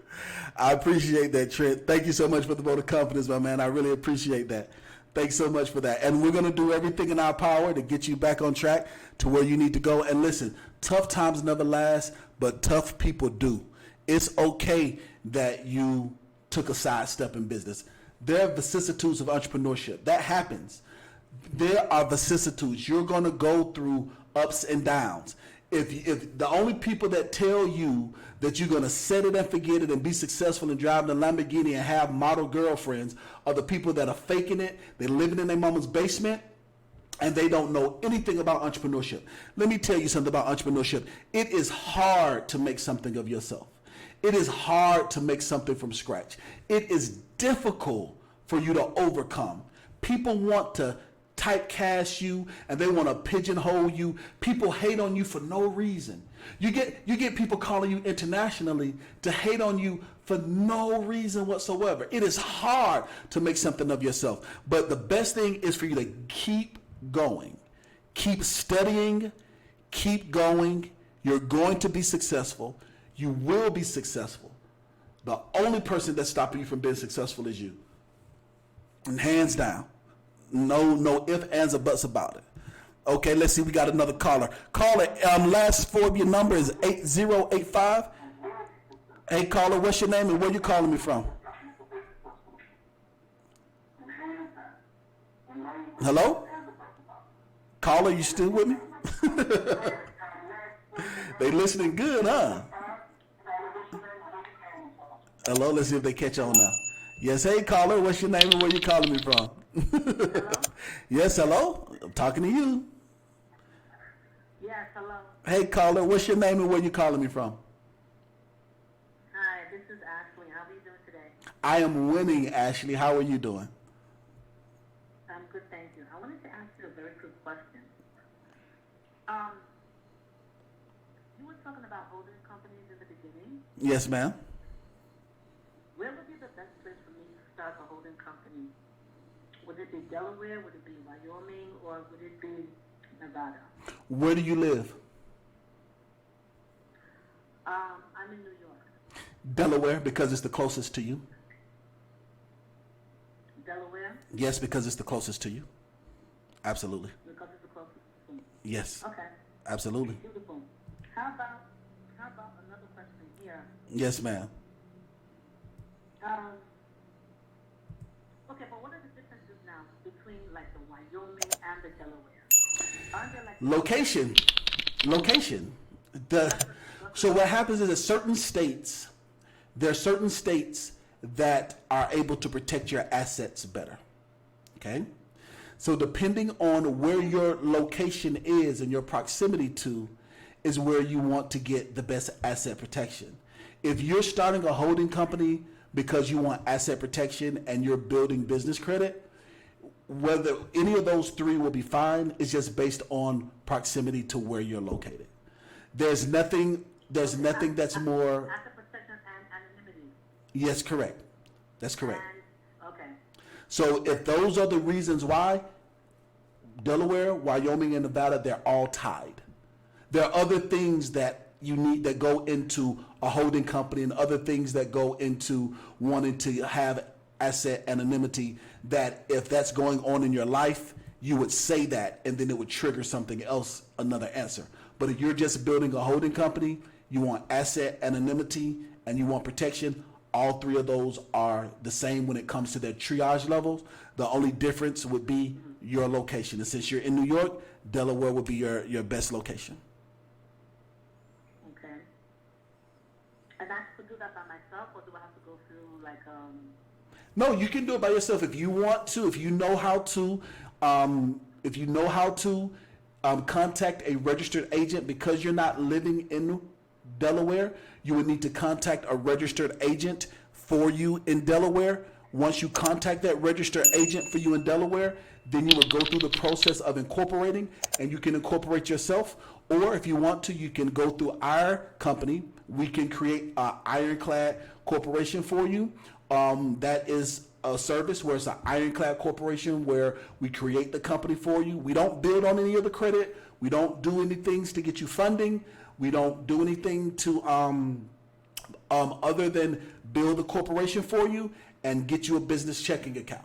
So if you want us to do that for you, that's called our Ironclad Corporation. I don't have any of our commercials kind of queued up to where I wasn't expecting it to be like this. I know I need to do more of these. You guys missed this. If you're watching me on the replay and you missed this, if you guys missed these live Q&As, I want you to say miss them. Okay, even if you're watching on the replay, I want you to make a mind-muscle connection. I want you to say miss them. Okay, even if you're watching on the replay. I know this is a long video, but if you missed these, I want you to say miss them. If you missed them, I want you to say miss them. But nevertheless, if you missed them, I want you to say you missed these. So I wasn't expecting to do a live Q&A to this magnitude, and I'm glad that the phone lines were working. So I know now the best thing is to go live, get the live going, and then get the lines open up later on. So we need to do that. Okay, so let's see. But yeah, so to answer your question, best thing for you to do is to hire a registered agent. And once you hire a registered agent, then you can go through the process of, even if you go through the startup coaching, if you go through our startup coaching, it walks you step by step through the process of creating a company yourself. You would just need to have one extra step, which is hiring a registered agent. And I think we even have a list of them available in the startup coaching as well. So if you go through the startup coaching, you go through our Ironclad Corp where we build it for you, or if you go through the full-fledged corporate build-out where we do everything for you, either way it goes, you can go through and we can help you. Or if you know how to do it yourself, you can go through and do it yourself. I hope that answers your question. I'm taking your phone calls live on the air. We're calling your phone calls 563-999-3627. That's 563-999-3627. Hey, caller, what's your name and where you're calling from? Last four of your numbers is 4345. Hello? 4345. Yes, ma'am. That's you. Hey, caller. How are you doing? Yes. I'm fine. How are you? My name is Cynthia Griffith out of Houston, Texas. I am winning, Miss Cynthia. Houston, Texas, you guys showed out today with the protest. It was amazing. It was a sea of people.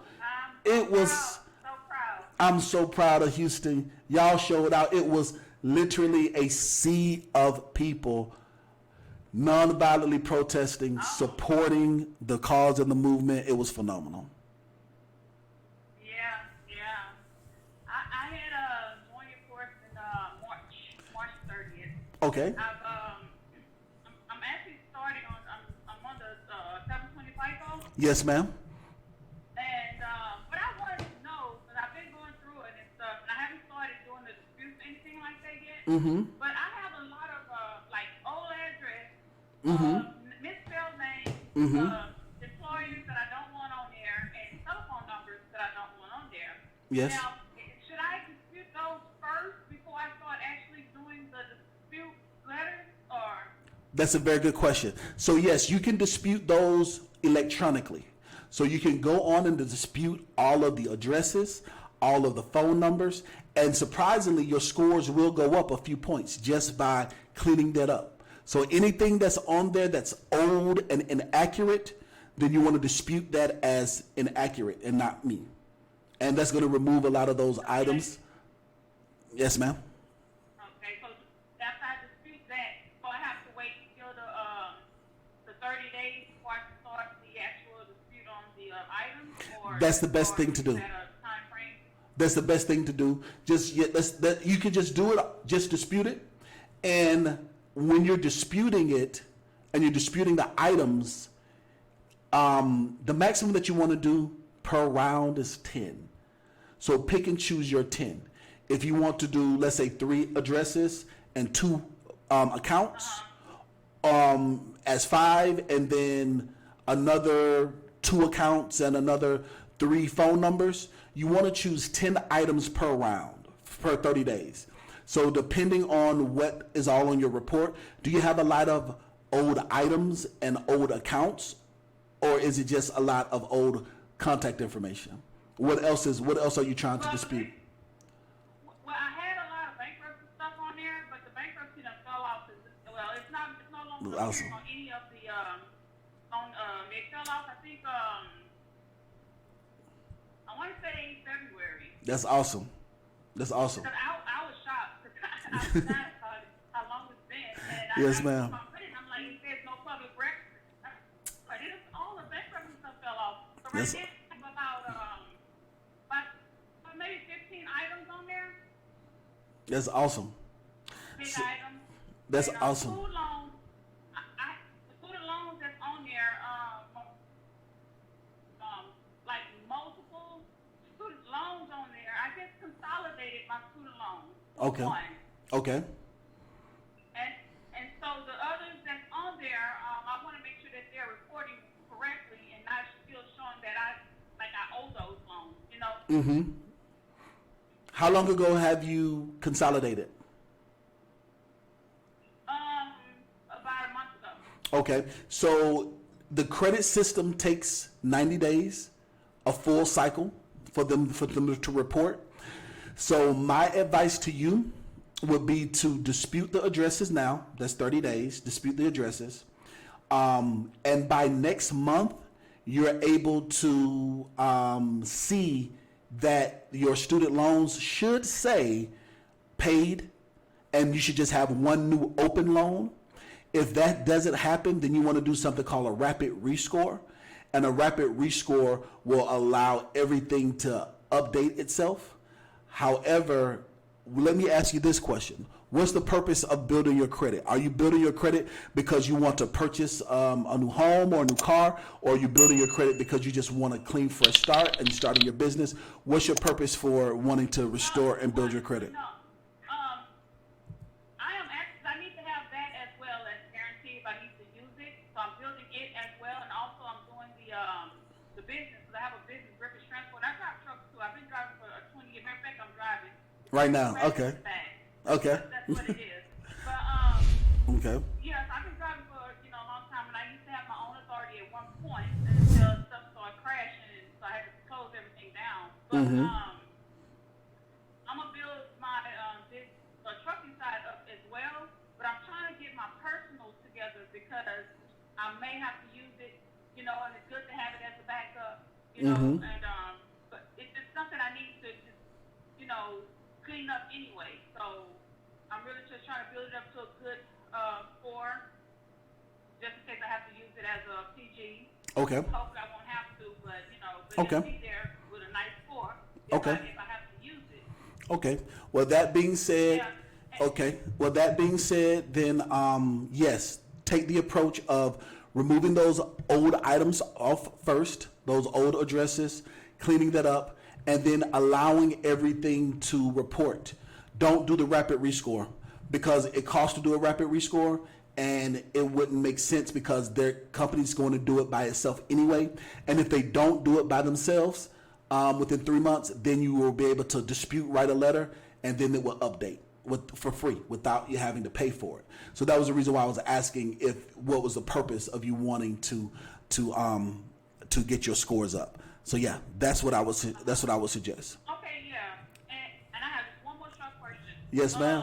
On the freeze, on the third-party reporting agency freeze that you have. Yes, ma'am. Now, when we get ready to start the dispute, should we freeze all of the third party that you have that's in the list? Or, Yes, ma'am. You want to freeze. You want to do a total freeze. So if you look at the list, it's subdivided by industries. So let's, for instance, if you're wanting to dispute a medical bill, it will show you the list of the top third-party reporting agencies. You make sure that you do freeze those, as well as freeze some of the other major reporting agencies. So you want to freeze all of the third-party reporting agencies. You want to freeze all of them. You want to do a total freeze because third-party reporting agencies, you don't know which companies report where. You see what I'm saying?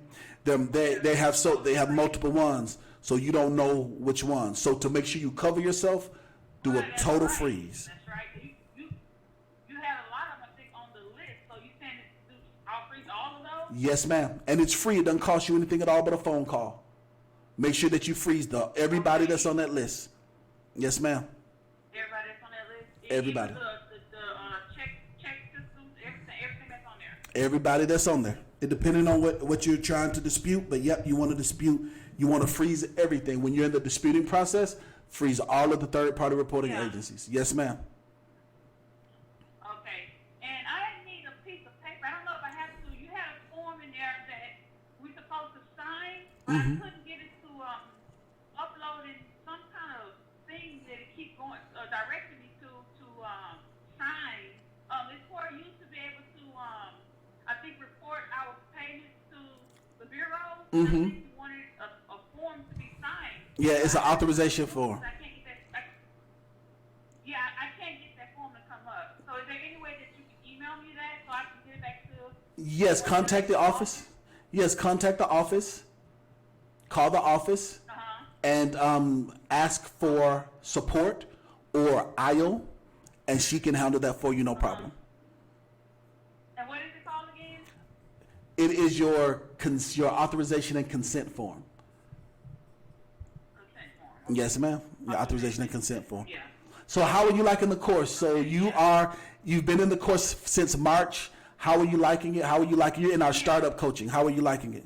Give me the good, the bad, and the ugly. I like the course because I like this type of teaching. I've been, and matter of fact, how I found you was I was actually Googling, trying to find something on how to help me build business credit and also prepare my personal credit. Awesome. And I just happened to see one of your videos, and so I followed you for about, I would say about a good 4 or 5 months before I even joined. Well, do you remember? Do you remember which video it was that you saw when you Googled how to build business credit and how to get funding? I'm not sure because it's been a while what video I first started, but I watched the whole thing, and I was driving, so I had all the time to watch the video. It was about 2 hours and something, but I liked it, so I loved it. I see all of it, you know, and That's good stuff. and so I'm like, I really like the way he teach. I like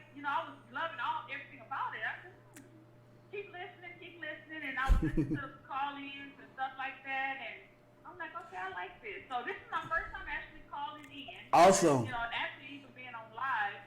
Awesome. So I said, okay, yeah. So my first time since I'm doing, you know, but yeah, I'm really happy with it, and I think it's gonna be good once, you know, I want to do real estate later down the line too, but I really have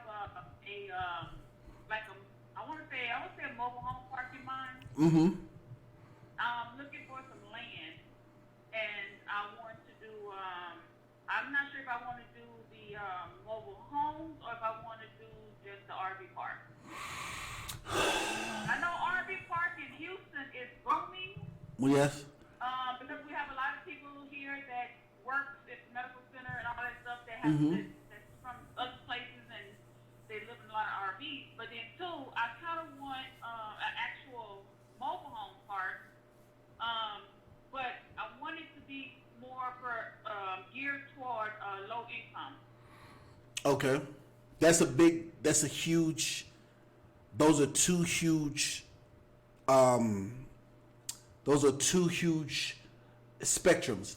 Watch this. A mobile home for low income is because they cannot afford traditional home, traditional financing, or they can't afford a traditional apartment, and that's their primary residence. Right. A RV is a luxury, and it's a luxury item, and they're coming and they're on vacation and they are enjoying. So there are two separate spectrums. Right. So my advice to That's my two ideas that I have. Mm-hmm. So my advice to you would be to focus on which one is better for your heart's desire when it comes to the land, and look at the land that you choose to acquire and figure out how close it is to some luxuries like fishing and hiking, and maybe how close it is to the expressway, how close it is to the malls, amusement parks, versus how close it is to schools, jobs, as well as rural areas. If it's in a rural area, if you get the land that's in a rural area and it's not close to a lot of those things, mobile home. If you find the land and it's close to a lot of those luxuries, you want to go with the RV park. And that answers your question right there. Yeah.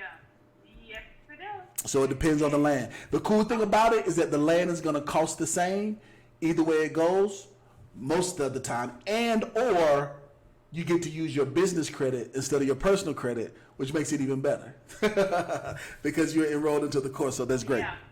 Yeah. That's good.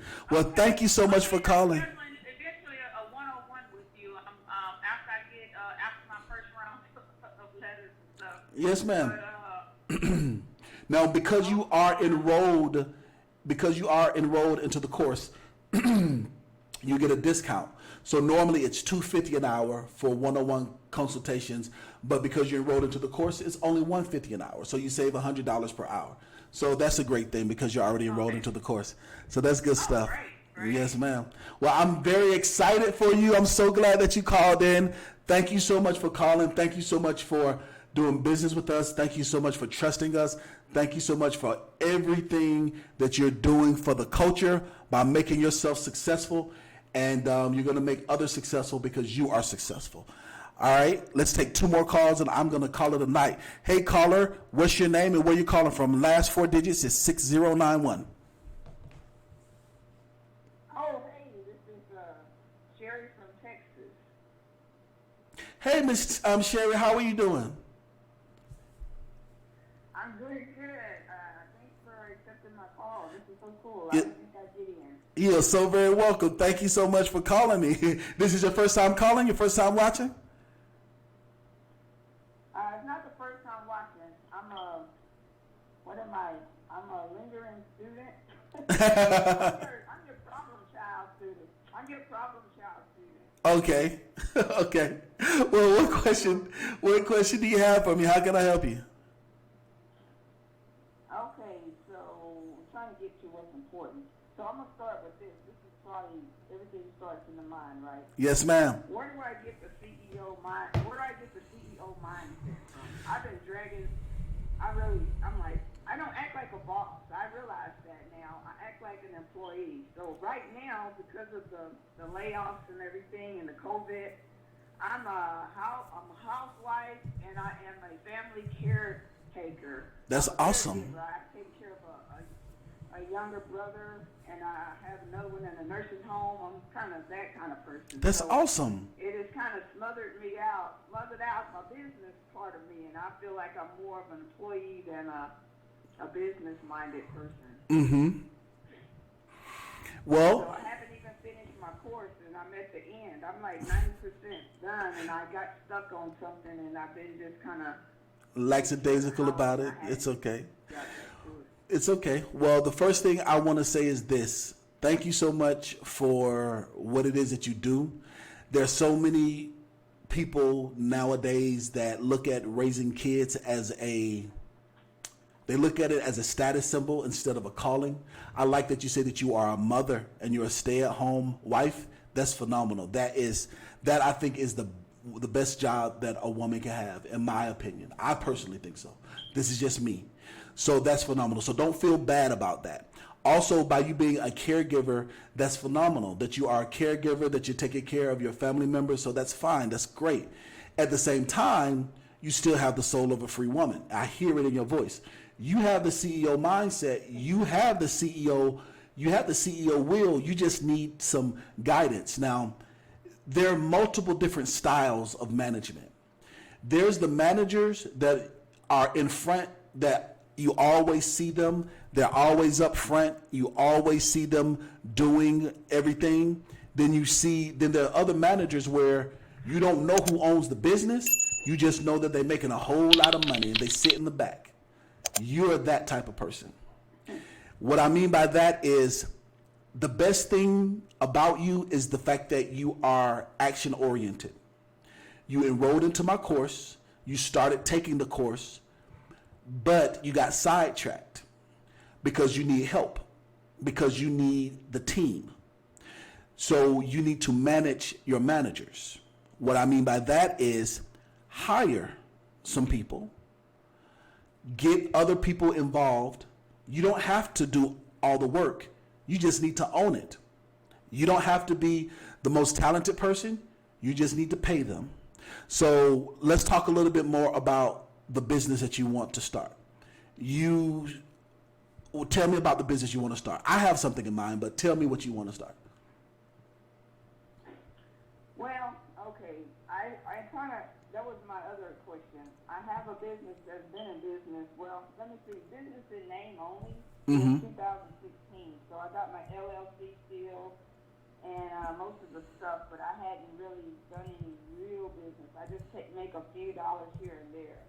So what I was thinking of not rebranding, but repurposing my business name for another business model. So since I'm already been learning a lot and doing a lot of caregiving, I was thinking that maybe I would start a group home, and I would use the same name since I've established and paid for all that stuff, and just kind of put everything up under that name. Mm-hmm. But I don't know, because what I really want to do is in the venue business, but all of that stuff shut down. You can't go to arenas. You can't do any of it right now. Things like that. Can't do that. So I figured that's what I've been doing, caregiving, and also Absolutely. that kind of thing goes on and on. Absolutely. That is what I was going to say for you. You are a caregiver. My advice to you would be to grow your home healthcare business. Grow a home healthcare business and a group home. Group home for men, group home for women, group home for at-risk boys and at-risk girls. That is a $5 million business right there. Each one of those will make you $1 million. Well, I tell you what, I could just hug your neck because one of my passions is just the thought. It's kind of a big, tall mountain. It's like foster kids who are aged out, they just turn them loose. Yes, ma'am, they do. And they have no place, absolutely. It's sad. Life skills, and I'm thinking they really need a landing pad. Yes, they do. How to live life, Absolutely. That's kind of one of the things I love to do, but I got to get really financially set to be able to help somebody. So Absolutely. So let's do this. myself right now. So let's do this. The best thing for you to do is for you to take your current business that you already have. You already have your business. It's been established since 2016. Make sure that all of your filing fees are paid. Make sure all your taxes and everything is paid. Make sure all of that is paid.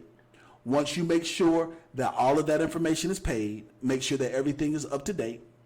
Then what we want to do is we want to make sure that you have your credentials so that you can have your home health care business. So you're doing home health care right now for a family member. So now we need to see what licenses you need to have. And because it's something you're passionate about, you're going to find the energy to get it done.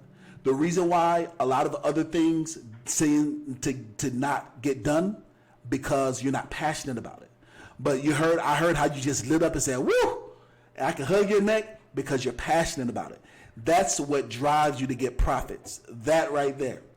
So that being said, what you're going to need to do is you're going to need to focus on getting your documentation together on everything to provide to get your home healthcare business together. Once you get your credentials, then we will look for real estate together. We will find you a nice piece of property to rent or a nice piece of property to purchase that is 5 bedrooms, and we'll turn that to home healthcare system. And once you have one up and running, watch this. It's going to take half of the time to get the next one up, and it's going to take half of the time of that to get the next one up. So once we get your once we get your first home health care system up and running, then let's get your second, let's say, I don't know if it's for men or women, but you want to get a group home for either people that are transitioning from prison or people transitioning from transitional housing, whether they're transitioning from prison or transitioning from substance abuse. Whichever you choose, we'll figure that out with our one-on-one sessions. We'll figure out where your passion lies and just focus on going after your passion. The #1 best-selling book of all time says, where your treasure is, your heart will be also. A lot of pastors have used that to get you to sow a seed. But if you look at that, and the pure essence of that scripture says that where your passion is, that's where your profits will be. So if you focus on your passion, it makes it easier when it comes to getting into your profits, because it's not going to feel like you're working anymore. It's going to feel like you're living your life's vision. Does it make sense? Oh, it makes perfect sense. Yes, ma'am. Perfect sense. So Wow. I the didn't even know I was passionate about that until you said it. I just know it. well, that's my job. That's my job as a business coach, as a life coach. I hear stuff in people and I pull it out of you. And this is the reason why, for everybody that's watching and they say, well, Dean, I just want to talk to you for 5 or 10 minutes. It's never going to be 5 or 10 minutes. That's why we have hour consultations, because it takes time. Because this is what I do. So it's different. Like you guys are calling me and you guys are asking me questions, but when the Spirit of the Lord comes on me, I'm in my setting and I'm doing what I do, I pull stuff out because that's what I'm called to do. That's, as a business coach and a life coach and a mentor, that's what I do. So that's the reason why I always tell people, people say, oh, I just need to talk to you for 15 minutes. It's not going to be 15 minutes. It's going to be longer. But then in the beginning, it's going to be longer. However, there are times where it's only 5 or 10 minutes. Like Renee Spence, I've talked to Renee Spence for maybe 5 or 7 minutes. She just needs a little bit of something and boom. And Renee is super successful because she's been with me for such a long time. But it took those longer sessions that we needed to do in order to have those quick, small sessions. So I said all of that to say that's how that goes. But I'm really, really proud of you. You're not my problem child.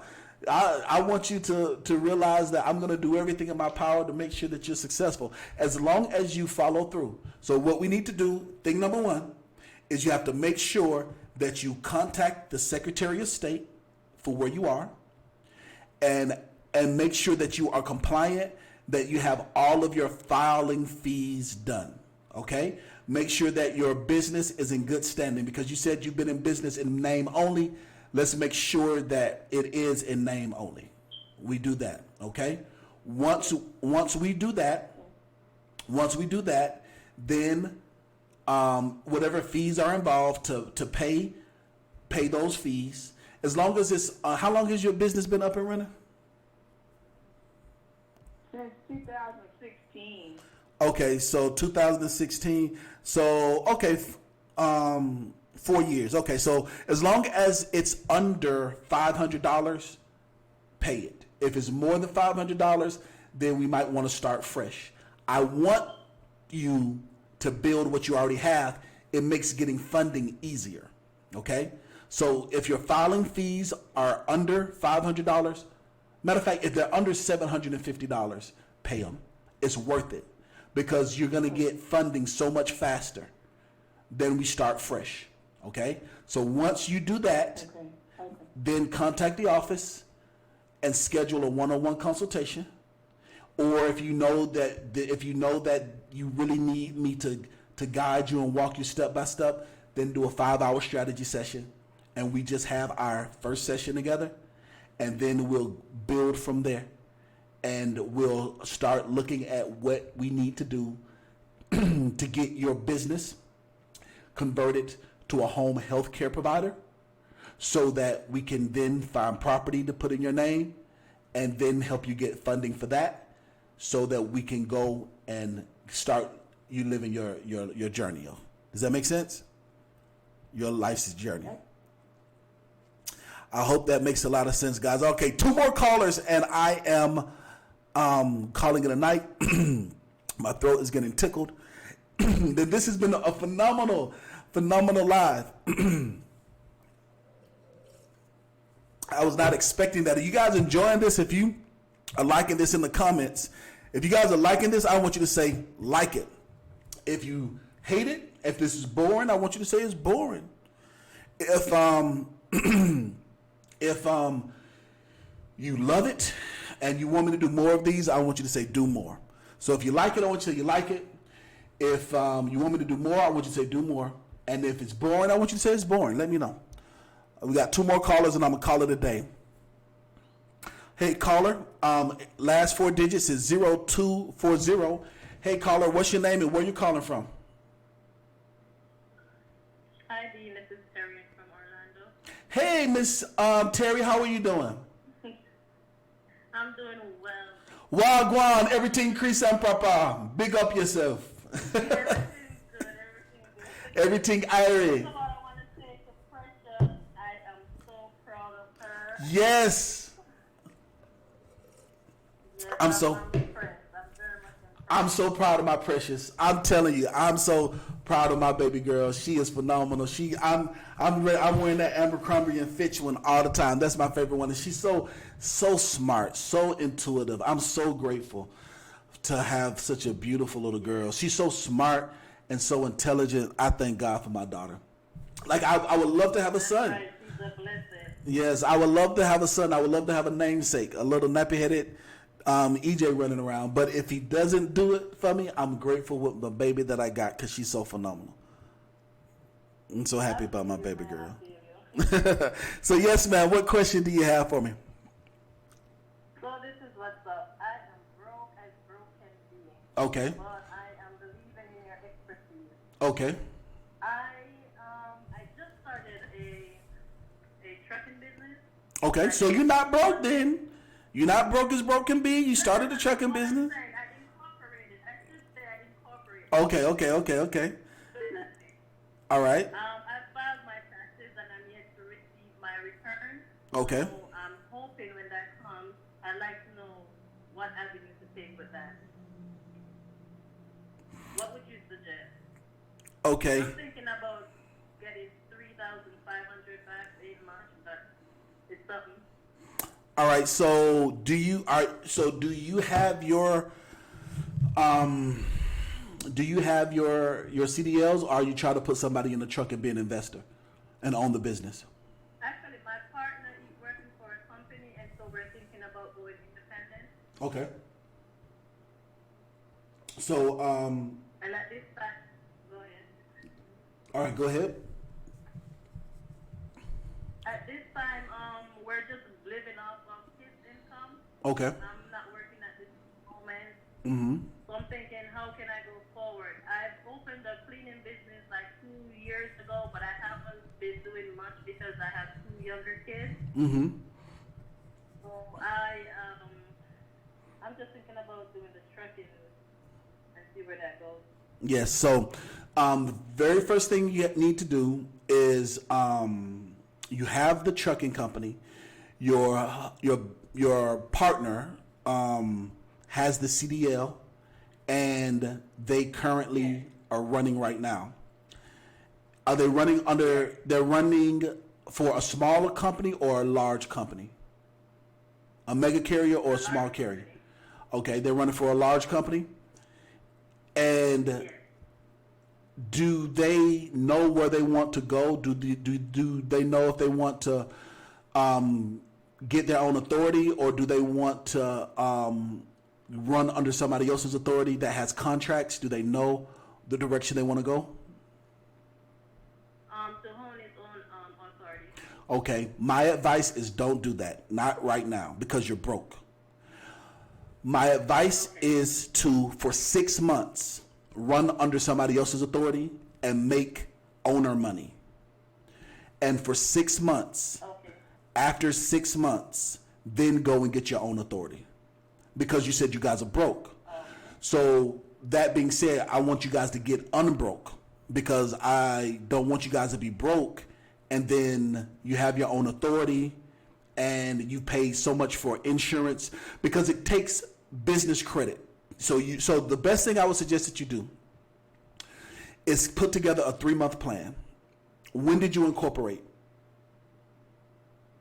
This past Monday. Brilliant. 3 months. So in 3 months' time, you all can accumulate $30,000 in funding. If you guys go through my startup coaching, I walk you step by step through the process to show you how to do it. In the startup coaching, we walk you step by step through the process of establishing your business. You're going to establish it as a holding company so that you can get funding set aside. So in 3 months' time, you will have $30,000 plus the $3,500 that you're wanting to get from your income tax. So then what we will do is, out of that $30,000, let's say 10 of that will be fuel and maintenance. So God forbid, if anything happens to the equipment, you can take it where it needs to go to get fuel. You can take it to where it needs to go to get tires. You can take it to where it needs to go to a mechanic. And then let's say another 15 of that will be cash on hand that's in the bank account. And then another 5 of that will be in business credit cards. Okay. So then what we do is get some new equipment, because if he's driving company, he has to let the equipment go. So what you would do is, when you turn in the equipment, you're going to do a lease in the business name. They're going to want 20% down because he's a brand new business, 3 months old. So if you're looking for something that's $30,000 in equipment, 20% would be $6,000. So you're going to take $6,000 in business credit to put that as the down payment, and then you're able to go right then and there. All of it is through business credit without having to pull out any of your personal cash. Do you follow me? Yes, I'm following. Thank you. Okay, and watch this video over and over and over again to go through the steps again. But that's the best thing that I would suggest that you do. Notes. Believe me, I'm quietly taking notes.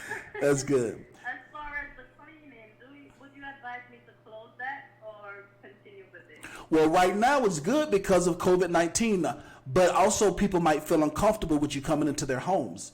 Do you have contracts with commercial? Are you able to get commercial cleaning contracts with office buildings, or is it just residential? No. I was just doing residential. Okay, so if you want money right now, you're going to have to work really hard to advertise. You're going to have to, it takes money to make money. So the good thing is you do have money coming in, and your partner is in the trucking industry. So you guys have an extra $200 or $300 a month if you can. If you don't know how to create that, we can try schedule a one-on-one consultation and we can try to create that for you. But most of the time, if you look around, you can find an extra $200 or $300. You're going to need to invest that into some type of marketing on social media so that you can get 2 or 3 customers, and you're going to have to work really hard because you might be great at what you do, but you're going to have to overcome people's fears and anxiety of having some new person in their home. I personally am okay with it. I personally believe COVID is gone. I believe that people are immune, and now I believe that it's done. But that's me. I have a cleaning lady and I have a cook. So I'm different. But there's a lot of people that are like me that are out there. So because there are a lot of people that are like me that are out there, you might find some people like that. So if you do find some people like that, capitalize on it. Don't close it. It doesn't cost you anything at all to keep it open. Okay. Because you're doing it from your home and it creates opportunity for you. So the best thing would be while your partner is on the road doing what they're doing, try to work as hard as you can so that you don't feel broke, and then build up the business profile, build up the business credit, build up those things that's going to help get those lines of credit so that your partner, once you guys have $30,000, and it only takes 3 months to build up $30,000, you can walk away from that job and he can walk into his newer piece of equipment, and now his income wouldn't double, but it will go up by what he's making plus half. And then take that money, save that up, get your own authority, and get more people on underneath you and go from there. That's what I would suggest. Okay. Okay, well, thank you so much. You're so very welcome. I really appreciate you guys. Okay, guys, literally, this has to be the last caller. No more calls after this. I promise. No more calls after this. This is the last call. Okay, caller, you are the last caller. Last 4 digits of 4998. Hey, caller, what's your name and where you calling from? Hey, Dean, it's Seattle Jeff. Hey, Jeff from Seattle. How are you doing, my man? I wish I was doing better, to be honest, but, I'm still trying to hang in there. Well, you listen, as long as you have another day above ground, you have an opportunity to get better. You have an opportunity to make it better. So talk to me. What's going on? How can I help in the process? Well, as you know, I was a truck driver. But a little over 2 months ago, I was in an accident. I'm sorry to hear that. Yeah, the driving's over with for me. So you're done driving, period? I got my... No more driving. Okay. And I'm not even allowed to drive until September, okay. Anything, yeah. Okay. Right. So, I've been, working with my coffee company. I'm trying to, I need something to, survive on and whatnot. And what I've decided I really would like to do is to get like a concession trailer and an RV so that I can, because my coffee is aviation like related, so like I like to go to air shows and stuff like that. Okay. And aviation events for the coffee. Okay. It seems to me the best way to try to go forward is to do that. And like I've actually looked at some RVs, and we found one that we like, but then in talking to like the finance people or whatever, they're like, oh no, as a business, you're not going to be able to get an RV because they don't loan the businesses. That's not true. And, I'm sorry? I said, that's not true. No, that's not true. I can get you an RV. I can get you an RV, and I can get you a food truck. I can get you a Sprinter van. Well, see, because what I'm thinking, like, we can have a trailer that we pull behind the RV and then just go to different events. And the other thing, too, is that I'm really good at barbecue, so we found some trailers or a style of trailer that has, like, a porch on the back. Mm-hmm. So, like, we can do coffee and barbecue at the same time. So that's, like, kind of what I'm looking for. And so let me ask you, the trailer that you saw, is it brand new equipment or is it something that's custom from a third party? No, it's new. So it'd be it's like a new trailer with a porch, and then I would have to go to another person to get the smoker put in. So Okay. I'm probably looking at about like $20,000 altogether to make it outfitted with the smoker and the stuff for the coffee. So like the espresso machine, the grinder, and you know, all that stuff. Well, this is what I would suggest. What I would suggest is your business has been incorporated for years, if I remember correctly. So, ladies and gentlemen, if you guys are listening, if you guys are listening, this is one of my clients from Seattle, Washington. He paid me the biggest compliment by taking a red-eye flight from Seattle, Washington to Atlanta, Georgia to catch my last live event. I was blown away. And I know you're like, Dean, all of these people you talk to and all of these people, how can you know? It's the spirit of God. I can't tell you. I just know my clients. So I am very, very, very humbled by this gentleman. He invests in himself. So, and he also got my signed book. You still got a copy of that book? A copy of my last book? The sign? I got so when I flew out there to meet you, when I got that book, like the one, like the daily journal type book. Yes. Anything else after that, I don't. Yeah, so that's the latest one, the How to Start a Business Right Now. Okay, you got that one. Okay, that's good. So I just reminiscing. I'm going through the recesses of my mind, and I'm remembering the last time we saw each other. We spoke several times since then, but last time I saw you was then. So that being said, your business has been incorporated for more than 12 months. Right.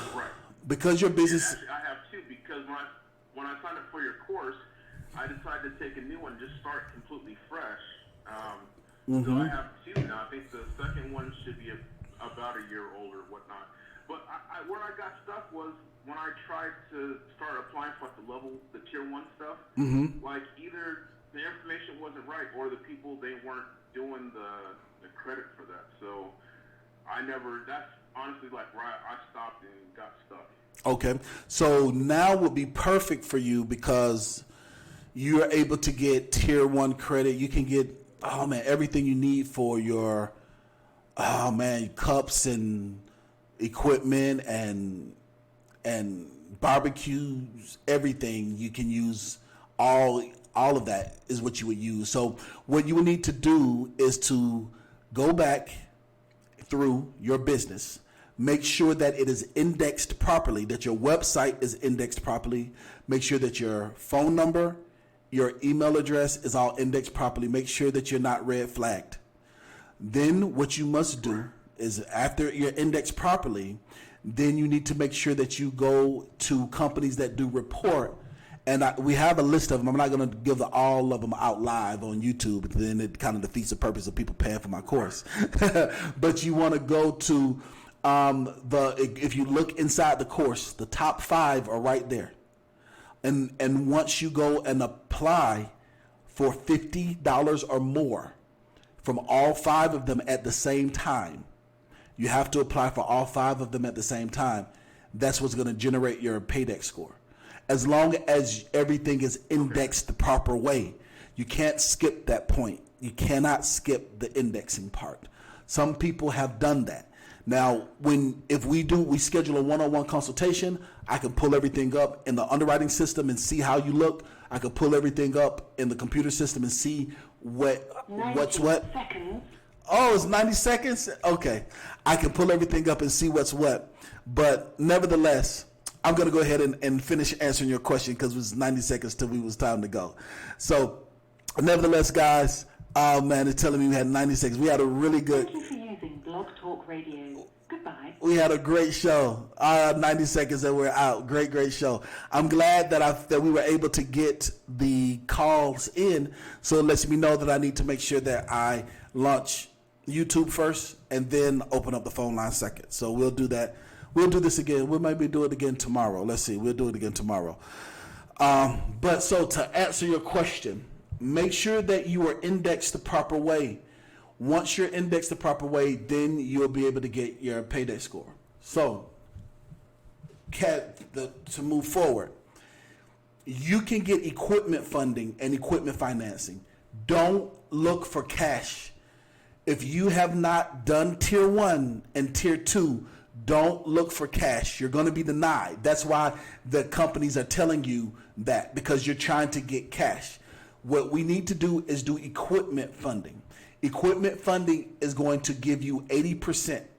So let's say, for instance, if the equipment costs $10,000, then they're going to give you 80%, and you're going to have to come with $2,000 at the closing table.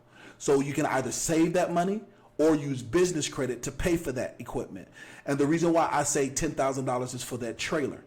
You can also do the same thing for a food truck and do the same thing for RV.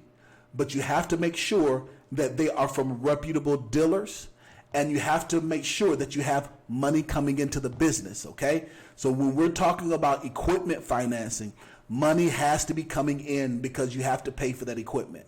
When we're talking about working capital, when we're talking about lines of credit from stores, and we're talking about business credit cards, and we're talking about credit union, you don't have to have money coming in because that's stated income. They're just going to state how much you have money coming in. But when we're talking about equipment, it's verifiable. So you need to have money coming in. So once you have the money coming in, then it's easy for you to get equipment funding and equipment financing. All right, does that make sense? If you guys are watching on the replay, does that make sense? All right. All right, does that make sense? Okay, Avius, I see you're commenting. It's Jeff. Okay, Jeff, I see you right now. Does that make sense? If that makes sense, I want you to say makes sense, okay? So you'll be able to get equipment funding and equipment financing. We can get you equipment funding and equipment financing easy. The longer your business, the less down payment. We can get some 10% down. And the cool thing is we can do a combo deal to where you can get working capital for your down payment and then equipment for the rest. Emmanuel says it makes sense. That's good. Guys, we've been on for an extremely long time. An extremely long time. And I appreciate every last one of you guys. So there's a couple of people that left some comments and a super chat. So let's see what they are. All right. So Big E, the boss, says, I'm tired of young black men in corporate America with an entrepreneurial soul. I have been top 10% in sales for one of the largest companies in the U.S. I need a business model I can move with.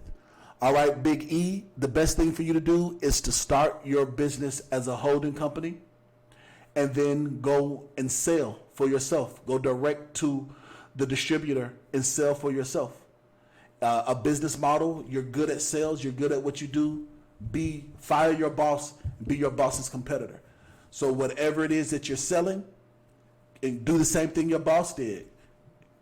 Create a business. Get your certifications depending on what it is you're selling. You might only just need a peddler's license in most cases. Most of the time, depending on what it is. Once your business is set up the right way, go to the supplier, buy low, and sell high. And keep the profits for yourself and reproduce yourself. You're a salesperson, so you're good at what you do. So some people are like what I do is service related. I provide services. But if you provide sales, if you have physical products, like what my daughter does, my daughter right now, she is a salesperson. So she's creating the mask. And if anybody that's interested in getting the mask, contact me and go through me. My baby, she wants me to have you guys contact her. No, y'all ain't contacting her. Y'all don't need to contact her at all. Contact me. I'll filter the crazies. I'll protect her, and we'll go from there. All right, we'll do that. All right. But so that being said, if you are a salesman, great to be a salesman. Top of your field. Majority of all millionaires start off in real estate sales or product sales. So that's what you need to do. So it's not a conflict of interest when you're creating a holding company. It's only a conflict of interest when you physically start working in your business and your task conflict.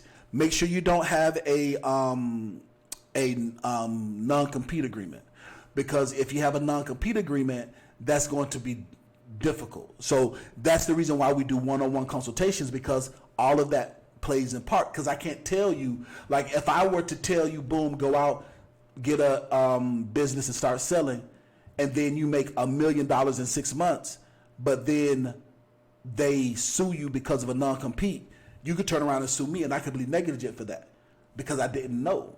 That's how come I can't give full-fledged, detailed consulting unless we have a consulting session. Does that make sense, guys? So I know a lot of you guys have a lot of questions and you guys want me to answer questions either on YouTube or on Instagram, but I need detailed information to give you detailed consulting.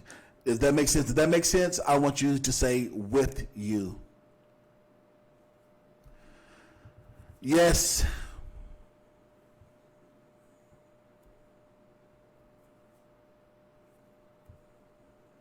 All right, Big E the boss. Okay, schedule a one-on-one consultation, my man. I was the exact same way. I couldn't take it anymore. I said, I got the soul of a free man. I can't do it no more. Absolutely. All right, Renee, I know we have a one-on-one consultation schedule. We can go over that.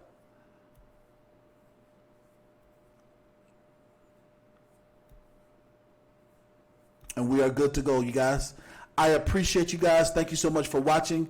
Thank you so much for chiming in. Listen, we had the maximum I think we had at one time was 300. We're going to get to that 1,000. Listen, the only person stopping you from being successful is you. If you don't know it, you can learn it. If you don't have a mentor yet, you've met him. I will be your mentor and your coach. If you don't have the character, you can develop it. Go get them. Success is waiting for you.